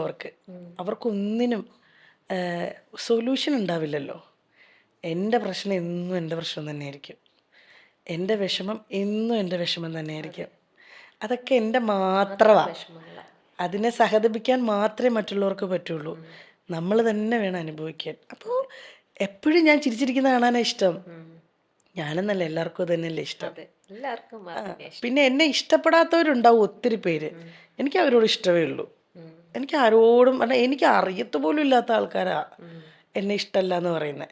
അല്ലെങ്കിൽ എന്നെ പേഴ്സണലി ഞാൻ എന്താന്ന് പോലും അറിയാത്ത ആൾക്കാരായിരിക്കും എന്നെ ഇഷ്ടമല്ല എന്ന് പറയുന്നത്. എനിക്ക് അവരോട് യാതൊരു പരിഭവവും ഇല്ല. ഇപ്പൊ ഈ ബിഗ് ബോസിൽ പോയത് കൊണ്ട് ഇന്നിപ്പോ റിഗ്രറ്റ് ചെയ്യുന്നില്ല എന്ന് പറയുന്നുണ്ടല്ലോ. അതുകൊണ്ട് പേഴ്സണൽ ലൈഫിൽ ഒരു ഇഷ്യൂ ഉണ്ടായില്ല എന്ന് വീണ ഇപ്പോഴും പറയുന്നുണ്ട്. പക്ഷേ മറുവശത്ത് പ്രൊഫഷണൽ ലൈഫിൽ അന്ന് അവിടെ നിന്നും ഉണ്ടായ ആ ഒരു ഇൻസിഡന്റ് ആയിക്കോട്ടെ, അന്ന് അവിടെ നിന്നുണ്ടായ പ്രശ്നങ്ങൾ കാരണം എപ്പോഴെങ്കിലും പിന്നീട് അങ്ങോട്ട് ചാൻസസ് കുറഞ്ഞു എന്നോ പ്രൊഫഷണൽ ലൈഫിൽ അതിനൊരു ഇമ്പാക്റ്റ് ഉണ്ടായെന്ന് തോന്നുന്നുണ്ടോ? ബിഗ് ബോസിൽ വന്നതുകൊണ്ട് എനിക്ക് അങ്ങനെ തോന്നിയിട്ടില്ല കേട്ടോ. കാര്യം എന്ന് വെച്ചാൽ ബിഗ് ബോസിന് ശേഷമാണ് എൻ്റെ ശരിക്കും പറഞ്ഞാൽ വീണ നായർ എന്ന് പറഞ്ഞൊരു പേര് ബ്രാൻഡ് പോലെ. ഇപ്പോൾ വീണ നായർ ബ്രാൻഡെന്ന് ഉദ്ദേശിക്കുന്ന എൻ്റെ പേരിൻ്റെ കാര്യം കേട്ടോ. ഒരു 4-4.5 കോടി ജനങ്ങളുണ്ട് മലയാളികൾ. അതിനകത്തൊരു 1 കോടിക്കെങ്കിലും അറിയാമെന്ന് വിചാരിച്ചോളൂ വീണ നായർ എന്നുള്ള പേര്. ബാക്കി വിട്ടേക്ക്, 1 കോടിക്കെങ്കിലും അറിയാമെന്ന് വിചാരിക്കുന്നു ഞാൻ. അങ്ങനെ വന്നിട്ടുണ്ടെങ്കിൽ അത് ബിഗ് ബോസ് കൊണ്ടാ. അല്ലാതെ എൻ്റെ ക്യാരക്ടർ വെച്ചിട്ട് എല്ലാവർക്കും എന്നെ അറിയുള്ളായിരുന്നു. കോകില, തട്ടിമുട്ടിയിലെ കോകില, വെള്ളിമൂങ്ങയിലെ പ്രസിഡന്റ്, ഇങ്ങനെ പറഞ്ഞിരുന്നത്. പക്ഷെ ഇപ്പോൾ വീണ നായർ എന്നുള്ളൊരു പേരുണ്ടല്ലോ, അത് ഉണ്ടാക്കിയെടുക്കുക എന്ന് വെച്ചാൽ അത് ഭയങ്കര പാടാ. ആ പേര് വലിയ പ്രശ്നങ്ങളൊന്നുമില്ലാതെ ഇതുവരെ ഞാൻ കൊണ്ടുപോയിട്ടുള്ളത്. ഈ ബിഗ് ബോസിൽ നിന്ന് വന്നിട്ടുള്ള ഈ കുറച്ച് നെഗറ്റീവ് കമൻസുകൾ, ബിഗ് ബോസിൽ നിന്ന് വന്നിട്ടുള്ള കുറേ നെഗറ്റീവ് ഈ അവൾ ബിഗ് ബോസിൽ വന്ന് കരഞ്ഞത്, ശരിക്കും പറഞ്ഞാൽ നമ്മൾ മനഃപൂർവ്വം ഈ ഷോയ്ക്ക് വേണ്ടി കരയുന്നൊന്നുമല്ല. നമുക്ക് ഇവിടുന്ന് എല്ലാവർക്കും അറിയാൻ വയ്യാത്തൊരു കാര്യം എന്ന് വെച്ചാൽ ബിഗ് ബോസിന് മുന്നെയാണ് അമ്പാടിയുടെ ഫീഡിങ് നിർത്തിയിട്ടാണ് ഞാൻ അങ്ങോട്ട് പോണേ. എല്ലാ സ്ത്രീകൾക്കും അറിയാം ഫീഡിങ് നിർത്തി കഴിയുമ്പോൾ ഉണ്ടാകുന്ന പ്രശ്നങ്ങൾ എന്തൊക്കെയാണ്.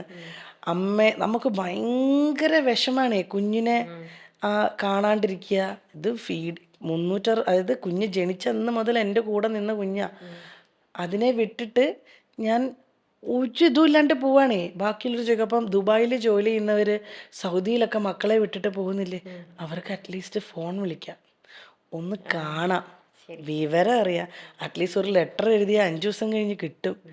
ഇതീ പോകുന്ന ഷോയിൽ പോയാൽ എൻ്റെ കുഞ്ഞിന് ഭഗവാൻ അവിടെ എല്ലാം കുഴപ്പമില്ലാണ്ട് കണ്ണൻ്റെ അച്ഛനും അമ്മയും നോക്കുന്നു എന്നുള്ള നമ്മൾ ഉറപ്പിലാണല്ലോ പോകുന്നത്. അതവരതുപോലെ തന്നെ നോക്കിയിട്ടോ. അവർക്ക് ഭയങ്കര ഇഷ്ടമാണ് കുഞ്ഞിനെ, പൊന്നുപോലെ അവർ നോക്കിയത്.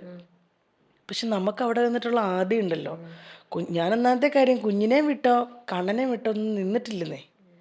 അത് ഞാൻ ഈ ഭയങ്കര വീടിനകത്ത് തന്നെ നിന്നിട്ടുള്ള ഒരാളാണ്. പുറത്തങ്ങനെ പോയി ഫ്രണ്ട്സ് പാർട്ടി കറക്കം അങ്ങനത്തെ ആ സമയത്തൊന്നും ഇല്ല. ഫാമിലി തന്നെയായിരുന്നു. അപ്പം പെട്ടെന്ന് അത് പറിച്ചിട്ട് ഒരു സ്ഥലത്തേക്ക് വരുമ്പം വലിയ പാടാ. ഇത്രയും വർഷം അച്ഛൻ്റെ അമ്മയുടെയും കൂടെ നിന്നു, പിന്നെ കല്യാണം കഴിഞ്ഞു അവരുടെ കൂടെ നിന്നു. ഇത് നമ്മൾ ഒരു പരിചയമില്ലാത്തടത്തേക്കല്ലേ ചെല്ലുന്നത്. പക്ഷെ അത് പറഞ്ഞാൽ മനസ്സിലായില്ല. എത്ര പറഞ്ഞാലും ആർക്കും മനസ്സിലാവില്ല. അതാ ഞാൻ പറഞ്ഞത്, എക്സ്പീരിയൻസ് അത് എൻ്റെ എക്സ്പീരിയൻസ് മാത്രമാണ്. അത് ഞാനിനി എങ്ങനെ വെളുപ്പിച്ച് പറഞ്ഞ് അല്ലെങ്കിൽ അങ്ങനെ പറഞ്ഞ് ഇങ്ങനെ പറഞ്ഞാലും അതാർക്കും മനസ്സിലാവില്ല. അതെൻ്റെ മാത്രം എക്സ്പീരിയൻസാണ്.